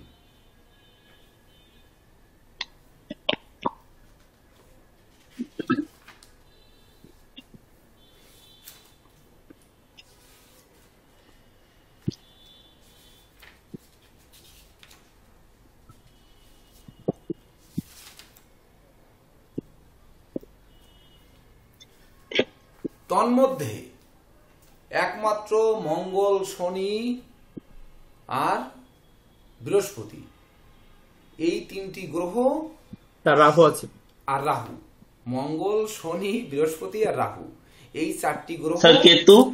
কেতু নয়, কেতুর কোনো চোখ নেই, কারণ কেতু হচ্ছে রাহু, কেতু হচ্ছে সর্প দানবের একজন, রাহু হচ্ছে মস্তক আর কেতু হচ্ছে লেজ। এটি যখন সমুদ্র মন্থনে অমরত্ব বর লাভের জন্য দৈত্যরা সেই অমরত্ব লাভের জন্য ক্ষীর উৎপন্ন হয়েছিল, সেটি ভক্ষণ করেছিল।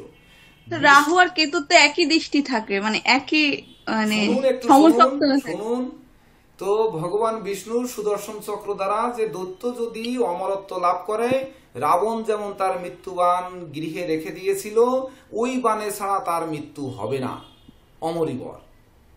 তদনুরূপ এই অমরি বর, রাহু কেতু, এরা কিন্তু এই দৈত্যটা কিন্তু অমরত্ব লাভ করে ফেলেছিল। তখন ভগবান বিষ্ণু সুদর্শন চক্র দ্বারা তার গলা কেটে দেয়। গলা কেটে দিলে যেহেতু অমরত্ব লাভ করেছে, তার মাথাটা আলাদাভাবে বেঁচে থাকে, কেতুটাও তার ধড় অর্থাৎ গলা থেকে লেজ পর্যন্ত সে আলাদাভাবে বেঁচে থাকে।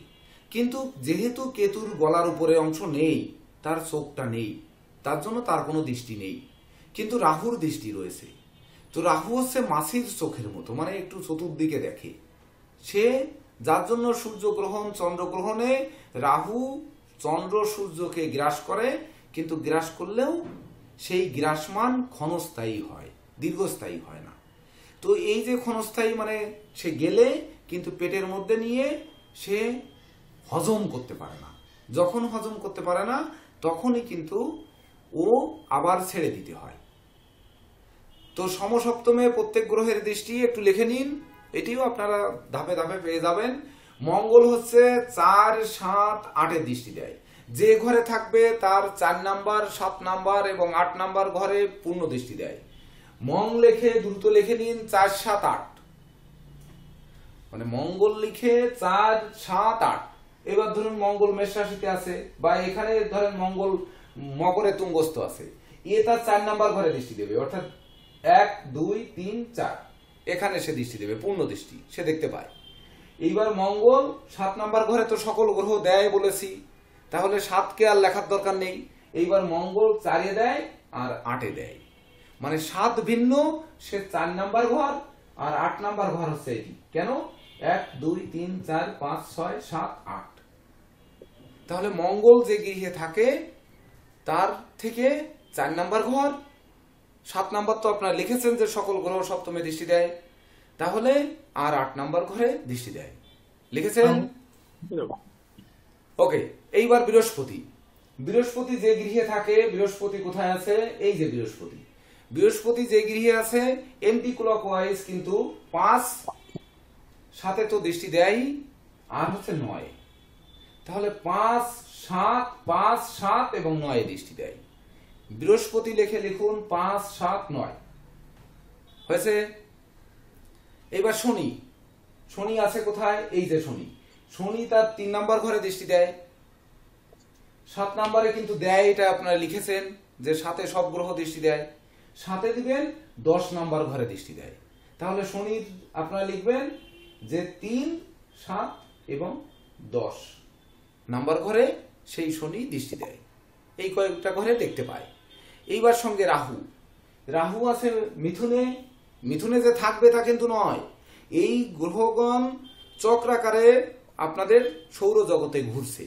তো ঘুরতে ঘুরতে 12টি রাশিতে বিভিন্ন জায়গায় পড়তে পারে, সে যেখানেই থাকবে সেখান থেকে তার সপ্তমে দৃষ্টি দেবে। ওই মঙ্গল কিন্তু সেইখানে থেকে তার 4র্থ, 7ম এবং 8মে দৃষ্টি দেবে। শনি তার যেখানে থাকবে সেখান থেকে 3য়, 7ম, 10মে দৃষ্টি দেবে।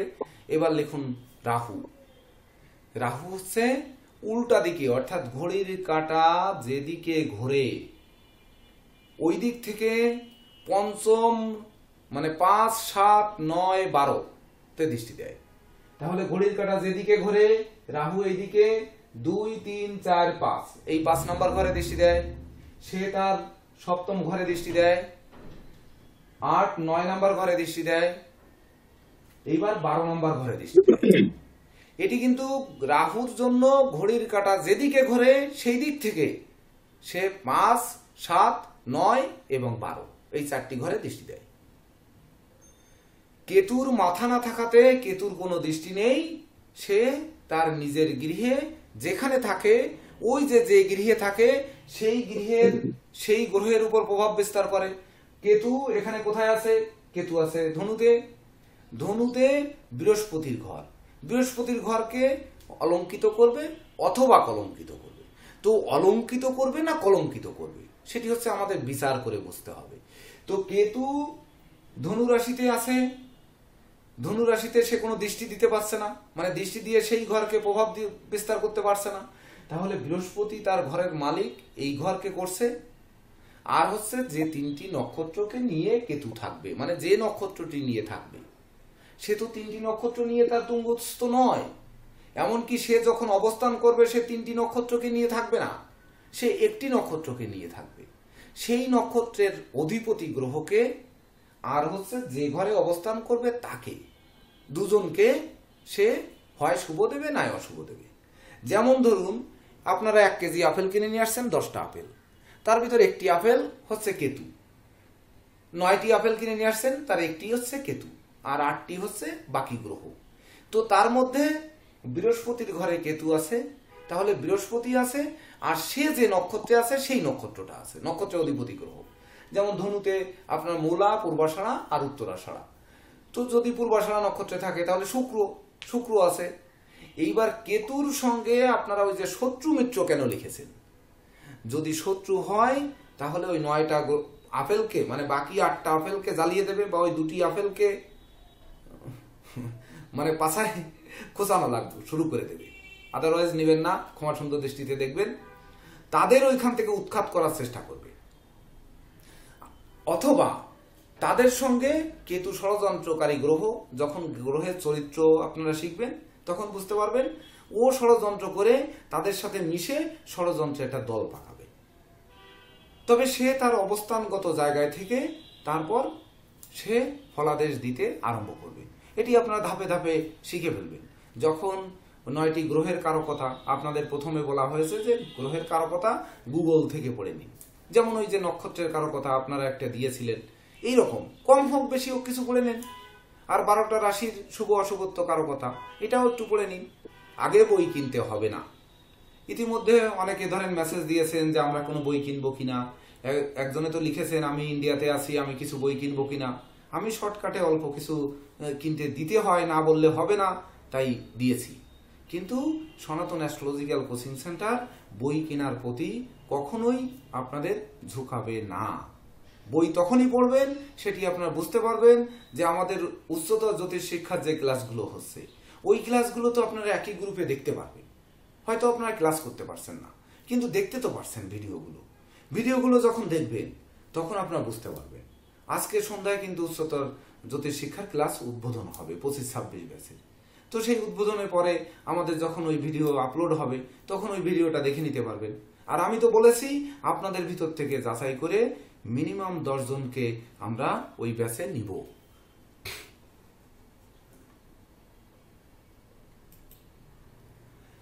স্যার তাহলে কেতুর ক্ষেত্রে কি লিখবো স্যার? মানে এতক্ষণ তো লিখলাম রাহু 5, 7, 9, 12, তো কেতুরটা স্যার কি লিখবো যদি আরেকটু বলে দেন। দৃষ্টি নেই, কেতুর মাথা না থাকাতে অর্থাৎ চোখ না থাকাতে তার কোনো দৃষ্টি নেই। সকল গ্রহের চোখ আছে কিন্তু কেতুর চোখ নেই।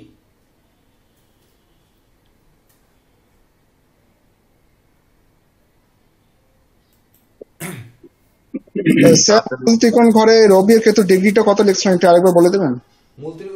রবি হচ্ছে মূল ত্রিকোণে রবি 20 ডিগ্রি, সিংহ রাশির 20 ডিগ্রি।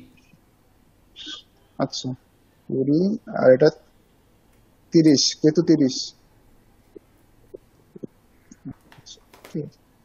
আর এদিকে স্যার যে তুঙ্গস্থার মধ্যে বুধের কত ডিগ্রি লিখছেন স্যার? 15 কি 14? এটা তুঙ্গস্থার মধ্যে বুধের 15 ডিগ্রি, 15 কন্যার 15। আচ্ছা আর স্যার একটা জিনিস জানা ছিল আমার, সেটা হলো এই যে তুঙ্গস্থ হচ্ছে এরা সবাই কি রাশিতে তুঙ্গস্থ হচ্ছে কি ঘরের মধ্যে তুঙ্গস্থ হচ্ছে? রাশিতে ওই ঘরটা মানেই তো রাশি। যেহেতু একটি বৃত্তকে বা আমাদের সেই মহাকাশকে আমরা 12টি ভাগে ভাগ করেছি, 12টি ভাগের 1 ভাগ হচ্ছে রাশি, অর্থাৎ 30 ডিগ্রি একটি রাশি নিয়ে অবস্থান। তো সেই 30 ডিগ্রির মধ্যে ওই গ্রহগণ কিন্তু আপনাদেরকে বিশেষ করে সেই গৃহে যাচ্ছে, মানে ওই গৃহ বলুন রাশি বলুন যাই বলুন না কেন আগে শেখার জন্য আপনাদের যে কোনো একটি বলুন।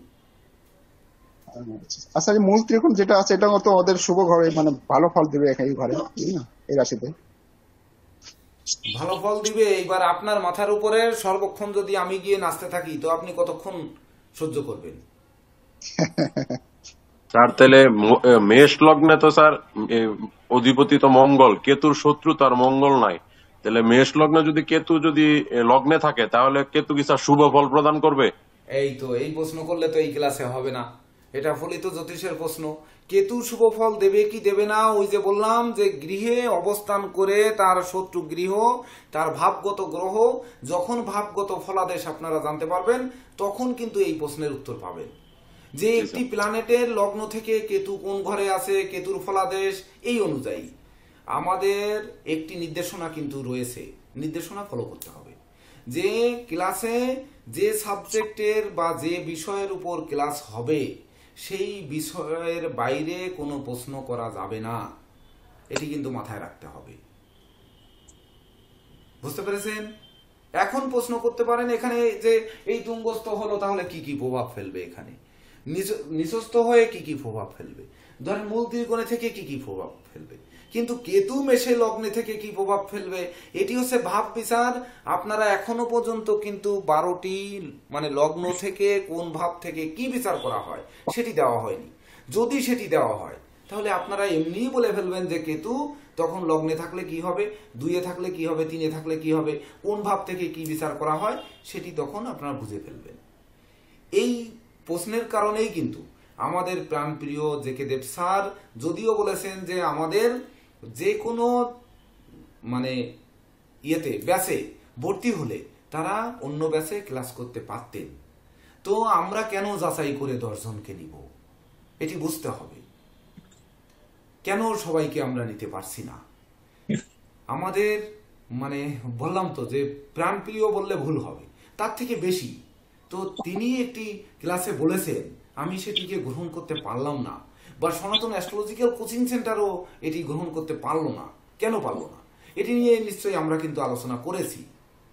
করার কারণে এর সুবিধা অসুবিধা বিচার বিশ্লেষণ করে তবেই না কিন্তু আমাদের যেতে হয়েছে যে আমরা এইভাবে নিতে পারিনি। ধন্যবাদ। তো এবার JK Dev sir, Neeraj sir, Titu sir আপনারা সবাই সহযোগিতা করবেন। সেটি হচ্ছে প্রথম আমরা চাইব যে গ্রহগণ তুঙ্গস্থ থেকে কি ধরনের ফল দিচ্ছে, মানে তুঙ্গস্থ থাকলে তার আপনার মিউট করে আছে, তার মিউট হয়ে আছে, সরি, গ্রহগণ তুঙ্গস্থ থেকে বিশেষ করে সে কি কি প্রভাব বিস্তার করে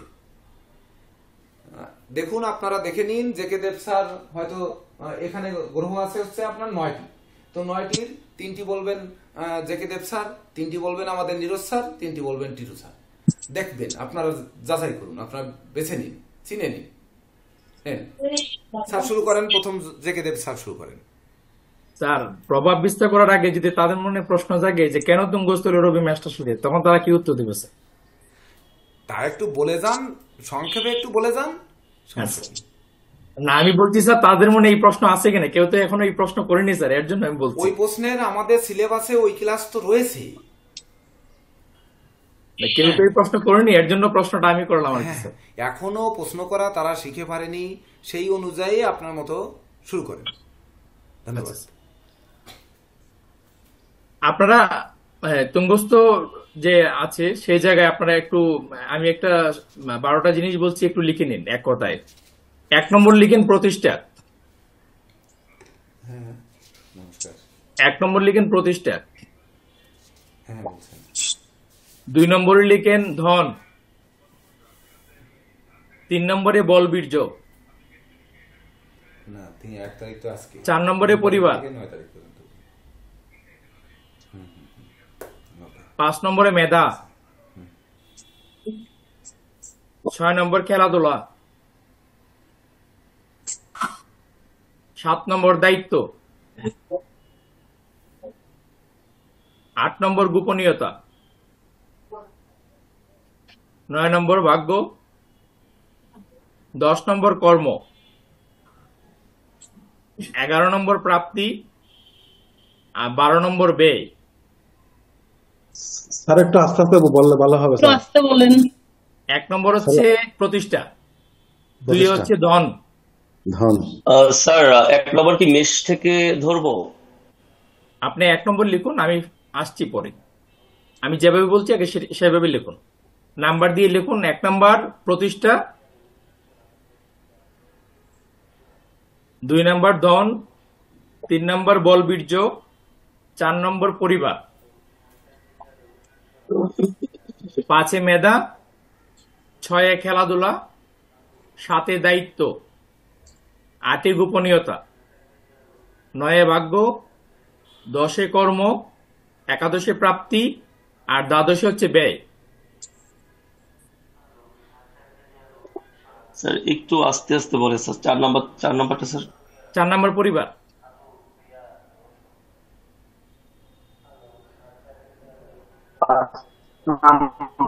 মেধা, 5 নম্বর মেধা,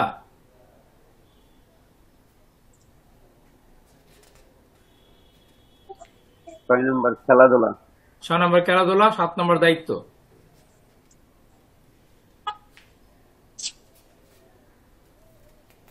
নম্বর ভাগ্য, 10 নম্বর কর্ম,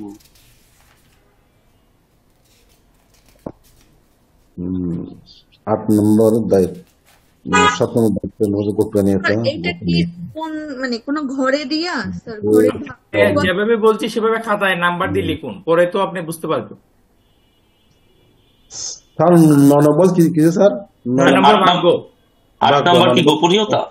8 নম্বর গোপনীয়তা, 10 নম্বর 10 নম্বর কর্ম, কর্ম, 10 নম্বর 10 কর্ম, 11 প্রাপ্তি, 11 প্রাপ্তি, আর 12 হচ্ছে ব্যয়। প্রাপ্তি 12 বে। আচ্ছা বাবের কথা, হ্যাঁ বাব। সবাই লিখছেন? স্যার লিখছি স্যার। আচ্ছা এখানে দেখুন 7 নম্বর একটু বলেন। 7 নম্বর দায়িত্ব, 7 নম্বর দায়িত্ব আছে। এবার দেখুন রবি হচ্ছে মেষ রাশিতে তুঙ্গস্থ হয়। এখন আপনারা হচ্ছে 3 নাম্বারটাই কোনটা? 3 নাম্বার, 3 নাম্বার হচ্ছে বলবীর্য, বলবীর্য। স্যার 10 নম্বরটা একটু বলবেন। কর্ম, 10 কর্ম, 11তে প্রাপ্তি, প্রাপ্তি, প্রাপ্তি, 12তে ব্যয়। 12তে ব্যয়। স্যার তাহলে আমার 9 নাম্বারটা মনে বাদ করছে। ভাগ্য। ধন্যবাদ।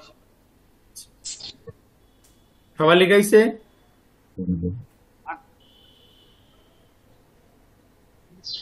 তাহলে এবার দেখুন এখানে রবি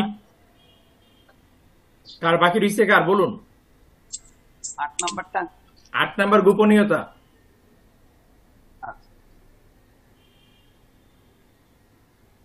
আচ্ছা দেখুন রবি হচ্ছে এখানে মেষ রাশিতে তুঙ্গস্থ হচ্ছে। আমরা প্রথম ক্লাসেই আমাদের স্যার গুরুজি বলেছিলেন যে রাশিচক্রের মেষ রাশি হচ্ছে 1 নম্বর রাশি। আর সেখন এই রাশিচক্রে যখন আমরা লগ্নকে ইনপুট করব তখন বৃষ রাশি হবে 1 নম্বর রাশি। তাইলে আজকে যদি আমরা রাশিচক্র, আজকে যেহেতু লগ্ন ইনপুট করে নিই আমরা, তাহলে এটা একটা রাশিচক্র। রাশিচক্র মানে হচ্ছে 1 নম্বর ঘর হচ্ছে মেষ রাশি, আর স্বাভাবিকভাবে 12 নম্বর ঘর হচ্ছে মীন রাশি, যেখানে শুক্র বসা আছে। তাহলে যদি প্রশ্ন করে যে কেন রবি এখানে তুঙ্গস্থ হলো, কেন চন্দ্র এখানে তুঙ্গস্থ হলো, রবির কারকতা হচ্ছে, একটা কারকতা হচ্ছে রবি হচ্ছে রাজার কারক, রবি আত্মার কারক, রবি পিতার কারক। তো রাজার স্থান কোথায় হয়? রাজার স্থান তো 1 নম্বর জায়গায় হয়। আবার 1 নম্বরে অবলিক দিয়ে প্রতিষ্ঠা লিখে রাখতে পারেন। 1 নম্বরে যে লিখছেন আপনারা প্রতিষ্ঠা যে লিখছেন, প্রতিষ্ঠা লিখছি স্যার। তাহলে হ্যাঁ, তো একজন আমাদের এই রাশিচক্র যখন তৈরি হয়েছিল তখন কিন্তু আপনার হচ্ছে আমাদের যে সরকার ব্যবস্থা ছিল সেটা ছিল রাজত্ব। তো রাজা হওয়া মানেই তো সর্বোচ্চ প্রতিষ্ঠা ছিল তৎকালীন সময়ে। এর চেয়ে বড় তার কোনো প্রতিষ্ঠা ছিল না, কারণ রাজাই ছিল সমস্ত ধন সম্পত্তির মালিক, প্রজার কোনো মালিকানা ছিল না। তাইলে দেখুন রবি হচ্ছে এখানে রাজত্ব পায়া, সে রাজা হয়েছে, সে এখানে তুঙ্গস্থ হয়েছে, কারণ সে রাজত্ব লাভ করছে বলেই সে তুঙ্গস্থ হয়েছে, এবং সে এখানে মানে পারফেক্ট আছে। তো একই সাথে আপনি দেখুন রাশিচক্র যে বামাবর্ত, এই যে বৃষ রাশি সেটা হচ্ছে বামাবর্ত, আর এই যে মীন রাশি থেকে সেটা হচ্ছে দক্ষিণাবর্ত। তাহলে বামাবর্ত তার বামে বসে আছে কে? চন্দ্র। এই রাশিচক্রে চন্দ্র হচ্ছে মায়ের কারক। তো রবি যদি পিতার কারক হয় চন্দ্র হচ্ছে মায়ের কারক। মানে আমরা যদি স্বাভাবিক পারিবারিক দৃষ্টিকোণ থেকে দেখি, তাহলে এই চন্দ্র হচ্ছে এখানে তার রাজার স্ত্রী, ঠিক আছে। আর এই যে বৃহস্পতি, সে হচ্ছে পরিবারের গুরুর কারক। প্রত্যেকটা পরিবারে একজন গুরু আছে। আর রাজ দরবারে কিন্তু আগে গুরু থাকতো, রাজগুরু নামে একটা মানে পদই ছিল। তো এই বৃহস্পতি হচ্ছে গুরু, এখানে সে রাজ পরিবারের গুরুর ভূমিকা নিয়েছে। বুধ হচ্ছে বালক গ্রহ, যার বয়স 12 বছর দ্বারা হয়। তো রাজা এবং রানীর যে সন্তান, সে বালক, খেলাধুলার স্থানে আছে। একটু মিলিয়ে দেখুন, খেলাধুলার স্থানে আছে। একজন শিশু কোন জায়গায় আপনার ইয়ে হয়, আনন্দ থেকে যে তুঙ্গস্থ হয়, তার মূল জায়গায় খেলাধুলা। শনি এই যে সপ্তম স্থান হচ্ছে দায়িত্বের জায়গা, শনি হচ্ছে প্রজা। তো রাজা যদি রবি হয়, প্রজা হচ্ছে শনি। তো আমি দায়িত্ব লিখিয়েছি এই কারণে যে ওই রাজাকে প্রজার দায়িত্ব নিতে আমার হবে। একটা কোশ্চেন আছে। আগে আগে শুনুন, পরে ইয়ে বলবেন। রাজাকে প্রজার দায়িত্ব নিতে হবে। প্রজার দায়িত্ব যদি নেন, তাহলেই তিনি পারফেক্ট রাজা হবেন। আর এখানে হচ্ছে মঙ্গল কর্মের জায়গা।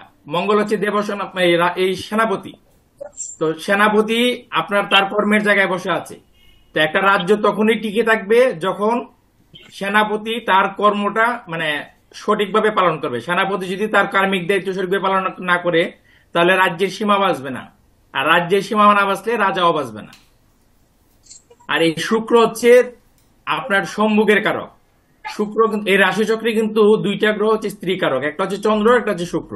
তো চন্দ্রকে আমরা ধরে নিলাম রাজার স্ত্রী রানী, আর শুক্র হচ্ছে সম্মুখ, ডুক বিলাসিতা। এখন রাজা দেখুন, এই শুক্র হচ্ছে এই ধনভাব, যেটা মানে ধন, যে রাশি থেকে আমরা ধন বিচার করবো, সেই রাশির অধিপতি হচ্ছে শুক্র। তো বসে আছে ব্যয়ের জায়গায়। আপনারা লিখেছেন তো না 12 নম্বর ব্যয়। তো এই রাজা যদি সম্মুখ সুখ বিলাসিতায় ব্যয় করে, তাইলে তার রাজত্ব নষ্ট হতে পারে। আর এই যে রাহুকে তো আমি কিন্তু বলি নাই, রাহু আপনার দেখুন বল বীর্যের জায়গায় বসে আছে। রাহুকে থেকে বলা হয় ছায়া গ্রহ।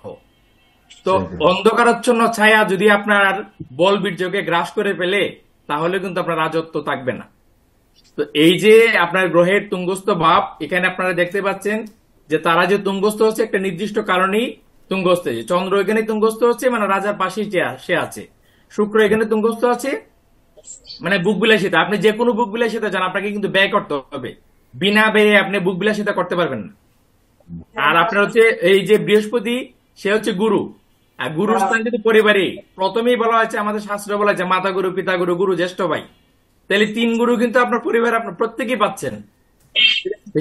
আর আপনার এই যে রাহু হচ্ছে 3 নম্বর ঘর হচ্ছে আপনার ভাই বোন। তো আপনার ভাই বোন যদি আপনার বলের জায়গা না হয়ে, মানে বল বীর্যর ক্ষমতার উৎস না হয়ে, তারা যদি ভাই বোন যদি আপনার অন্ধকারাচ্ছন্ন ছায়া হয়, যাদের পরিবারে এমন আছে, তারা বুঝতে পারেন যে আপনার ভাই বোন যদি আপনার বিরোধিতা করে, তাহলে আপনার তো সম্পদ থাকে না। তো এই হচ্ছে তুঙ্গস্থের একটা প্রাথমিক, কেন তুঙ্গস্থ হলো, এটা একটা প্রাথমিক আমি ধারণা আপনাদেরকে দিলাম।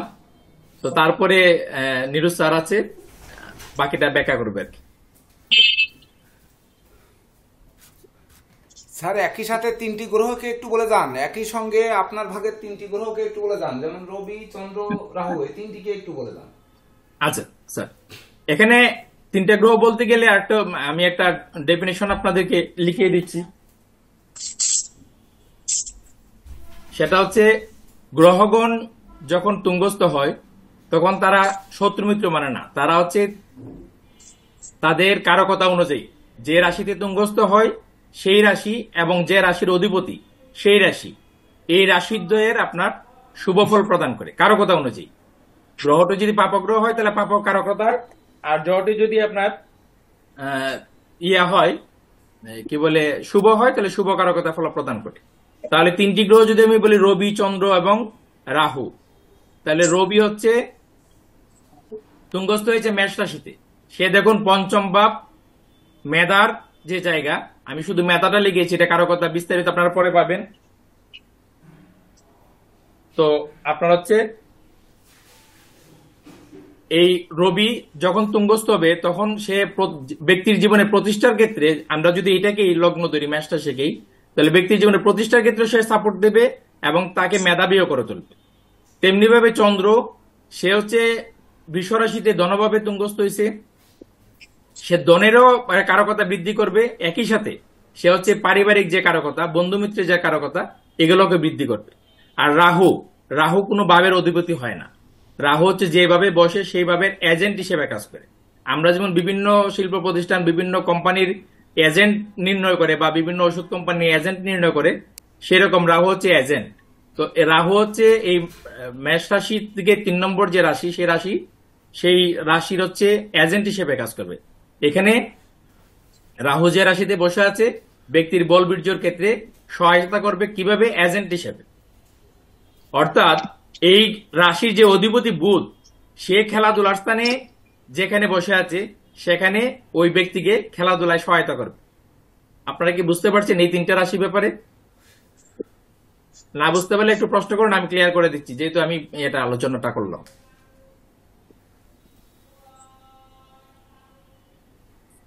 স্যার আর একটু ক্লিয়ার করলে ভালো হয়। মানে 6 নম্বর কি খেলাধুলা এটা বোঝাচ্ছেন স্যার? বলছি রাহুকে নিয়ে বললাম তো, রাহু হচ্ছে কোন ভাবের কারক নয়। যেহেতু ভাবের কারক নয়, তাহলে লগ্ন ধরছেন? হ্যাঁ, মেষ রাশি 1 নম্বর লিখছেন তো। তো সে 1 নম্বর রাশিতে তুঙ্গস্থ হয়েছে 5 নম্বর গড়ের, 5 নম্বর রাশির অধিপতি রবি 1 নম্বরে তুঙ্গস্থ হয়েছে। তাইলে সে হচ্ছে তার কারকতা অনুযায়ী শুভ ফল দিবে। তাইলে কি কি শুভ ফল দিবে? সে হচ্ছে 1 নম্বরের প্রতিষ্ঠা, আপনার প্রতিষ্ঠার ক্ষেত্রে সে আপনাকে সাপোর্ট দেবে। তুঙ্গস্থ আছে তো, সে সাপোর্ট দেবে। রবি হচ্ছে সূর্য, রবি হচ্ছে সূর্য। তো সূর্য যখন উদয় হয় তখন তো অন্ধকার আর থাকে না, দিনের আলো দীপ্তমান হয়, তখন সবকিছুকে প্রকাশ করে দেয়। তো তেমনি ভাবে এই মেষ রাশি হচ্ছে আপনার সবকিছুকে প্রকাশ করে দেবে। কিভাবে প্রকাশ করবে? সেটা হচ্ছে আপনার পঞ্চম ভাব হচ্ছে মেধা, পঞ্চম রাশি, 5 নম্বর রাশি মেধা। তো সেই মেধার আলোকে আপনাকে জগতের কাছে প্রকাশিত করে, এটা হচ্ছে রবি। আর এই চন্দ্র মানে আপনাকে ধন দিবে। কিভাবে ধন দিবে? সেটা হচ্ছে আপনার পরিবারের সাপোর্ট, মানে আপনার পরিবারের ধন পাবেন, আপনার পিতার সম্পত্তি থাকবে, আপনার দাদুর সম্পত্তি থাকবে, সেটা ওয়ারিশ সূত্রে আপনি পাবেন। একই সাথে আপনার মধ্যে স্নেহ মমতা এগুলো থাকবে। তো এই স্নেহ মমতা যাদের মধ্যে আছে তারা প্রত্যেকটা মানুষের সাথে সংযোগ স্থাপন করতে পারে, শুভ সংযোগ। শুভ সংযোগ স্থাপন হলেই সে যে পেশায় থাকুক সেই পেশা থেকে ধন আসে। আর রাহু হচ্ছে সে যেহেতু কোন ভাবের অধিপতি না, সে যে ভাবে বসে আছে, মানে বলবীর্যের ভাবে সে বসে আছে, তো ভাবের এজেন্ট হিসেবে যদি যেহেতু কাজ করে, সেহেতু ভাবের এজেন্ট মানে ভাবের অধিপতি হচ্ছে বুধ, সে বসে আছে কোন জায়গায়? সে ষষ্ঠী ভাবে বসে আছে। তো ষষ্ঠ হচ্ছে খেলাধুলার স্থান। তো এই খেলাধুলায় যখন এই বুধ আনন্দ পাবে, তখন এই রাহু সাপোর্ট দেবে, মানে এই ভাবের অধিপতি যেই জায়গায় বসে থাকবে সেই জায়গায় এই রাহু সাপোর্ট দিবে তুঙ্গস্থ অবস্থায়। স্যার এখানে 1 থেকে যে 12 নম্বর পর্যন্ত সিরিয়াল লেখা হয়েছে স্যার, এগুলা কি মানে ওই যে প্রথমটা বলতে কি মেষ রাশি, ধন বলতে কি বৃষ রাশি, এগুলাকে বোঝানো হচ্ছে স্যার? এখন আজকের এই রাশি চক্রে এটাই বোঝাচ্ছি, কিন্তু যখন আপনার লগ্ন দিয়ে দিবেন, যেমন আপনার রাশি চক্র যখন বিচার করবো তখন লগ্ন, তাহলে লগ্ন হয়ে যাবে 1 নম্বর রাশি। সেটা মকর রাশি যদি লগ্ন হয় তাহলে লগ্ন হয়ে যাবে প্রতিষ্ঠা, আর যদি কুম্ভ রাশি লগ্ন হয় তাহলে লগ্ন হয়ে যাবে প্রতিষ্ঠা। তাইলে ওই সময়ে ধরেন আপনার হচ্ছে এটা মকর রাশি হচ্ছে লগ্ন, তাইলে 4 নম্বর করে রবি তুঙ্গস্থ হচ্ছে। কথাটা বুঝতে পারছি? তাহলে 4 নম্বর করে তুঙ্গস্থ হচ্ছে। পরে দেন ওইটা একসঙ্গে দিলে এটা আসলে নেওয়া কষ্ট। তাহলে আপনারা হচ্ছে যখন বাবের ক্লাস হবে, আপনারা হচ্ছে এই 1 থেকে 12 নম্বর যেটা লিখে রাখছেন এটা ক্লিয়ার হবে। যখন আমরা বাবের ক্লাস করাবো তখন আপনাদের কাছে ক্লিয়ার হবে। অর্থাৎ যেখানে লগ্ন সেখানেই হচ্ছে 1 নম্বর রাশি, আর ওইখানেই আমাদের প্রতিষ্ঠা, এবং এইভাবে 1 2 3 4 5 6 এভাবে আস্তে আস্তে আমরা আর কি মানে বসাই যাব, এই তো। ভাবের আরো অনেকগুলো কারকতা আছে, আমি সংক্ষিপ্তভাবে বলছি। এটি কিন্তু চার্ট নয়, এটি শুধু তুঙ্গস্থ, নিচস্থ এবং মূল ত্রিকোণ বসিয়েছেন। তাহলে রাশির প্রথম রাশি যখন মেষ হচ্ছে, মেষ থেকে তুঙ্গস্থ বুঝতেছি। যদি ধরে নিই যে মেষ লগ্ন আর মেষ রাশি, তখন রাশিতে গ্রহ তুঙ্গস্থ থাকার কারণে যে ফল দেবে সেটি আসতে হবে। আপনারা আগে 9টার একটু শুনুন, তারপরে দেখেন সময় থাকলে ওটা চলে আসবে এই ক্লাসে। এবার নীরজ স্যার আপনি পরের 3টা, বৃহস্পতি, বুধ এবং শনি। তাইলে আমরা এই এতক্ষণ আলোচনায় যেটা জানলাম যে তুঙ্গস্থ গ্রহ সবসময় তার সর্বোচ্চ ফলাফল দেয়, শুভ অশুভ ক্ষেত্রে তখন সে মানে না, তখন সে তার কারকতা অনুযায়ী সর্বোচ্চ যে ফলাফল সেটা সে দিতে পারে। তা আমরা যদি বৃহস্পতির ক্ষেত্রে দেখি, বৃহস্পতি আমাদের হচ্ছে গুরু বা গুরু কারক গ্রহ, গুরুজন কারক গ্রহ, বিদ্যার কারক গ্রহ, জ্ঞানের কারক গ্রহ। যদি বৃহস্পতি তুঙ্গস্থ হয় তাহলে বৃহস্পতি আমাদেরকে কি করবে? বৃহস্পতি যদি তুঙ্গস্থ থাকে তাহলে আমাদের জ্ঞানের একটা আকাঙ্ক্ষা সবসময় নিজেদের ভিতরে থাকবে, আমাদের স্বভাব চরিত্রে চাল চলনে সবসময় একটা জ্ঞান আহরণ করার চিন্তা ভাবনা থাকবে, চেতনা থাকবে, গুরুজনদের আনুকূল্য আমরা পাবো, গুরুজন আমাদেরকে সহযোগিতা করবেন, আমরা গুরুজনকে সহযোগিতা করব, শ্রদ্ধা করব। এই ব্যাপারটা বৃহস্পতি কন্টিনিউ দেখেন। আপনার জ্ঞান অর্জনের যে বাধা সমূহ আছে, যে কোনো উপায়ে সেই বৃহস্পতি সেখানে সাপোর্ট করবেন। আমরা যদি বুধের ক্ষেত্রে আসি, বুধ তুঙ্গস্থ হচ্ছে কন্যা রাশিতে। রাশির কারো কথা গেলে আমরা সেটা পরবর্তীতে আলোচনা হবে। বুধকে আমরা বাক্কারক গ্রহ বলি, বুধকে ব্যবসা কারক বলা হয়, বুধকে বালক গ্রহ বলা হয়। বুধ কখনোই একা ফল দিতে পারে না, কিন্তু তুঙ্গ গৃহে তিনি যখন থাকেন তখন তিনি তার কারকতা অনুযায়ী যে সর্বোচ্চ ফলাফল সেটা সেখানে দেন। বুধ যদি কারো ভালো হয় সেই ক্ষেত্রে বুধ সেই ব্যক্তি কথাবার্তা একটু পটু হবেন, তার গবেষণা করার প্রতি জ্ঞান থাকবে, তিনি ব্যবসার প্রতি আকৃষ্ট হবেন, তিনি খেলাধুলায় ভালো হবেন।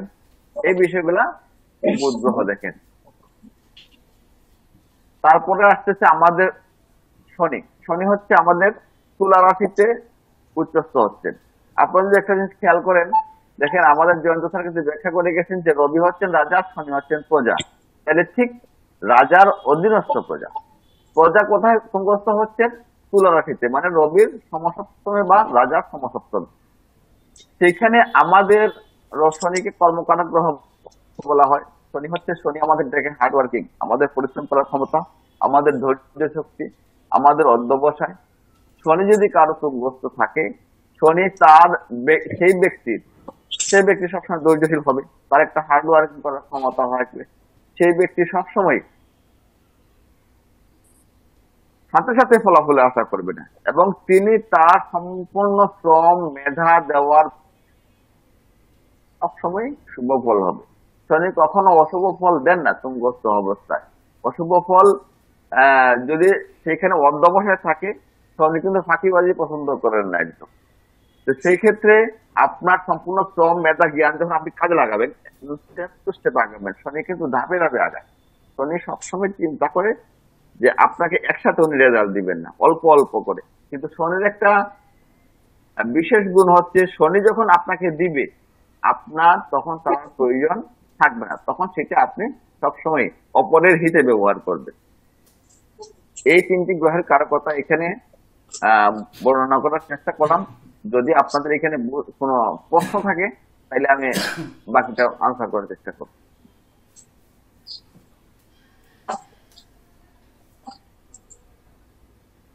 স্যার আপনি বললেন যে শনিদেব তখনই দেয় যখন প্রয়োজন থাকে না সেই জিনিসের, এটা তাই তো?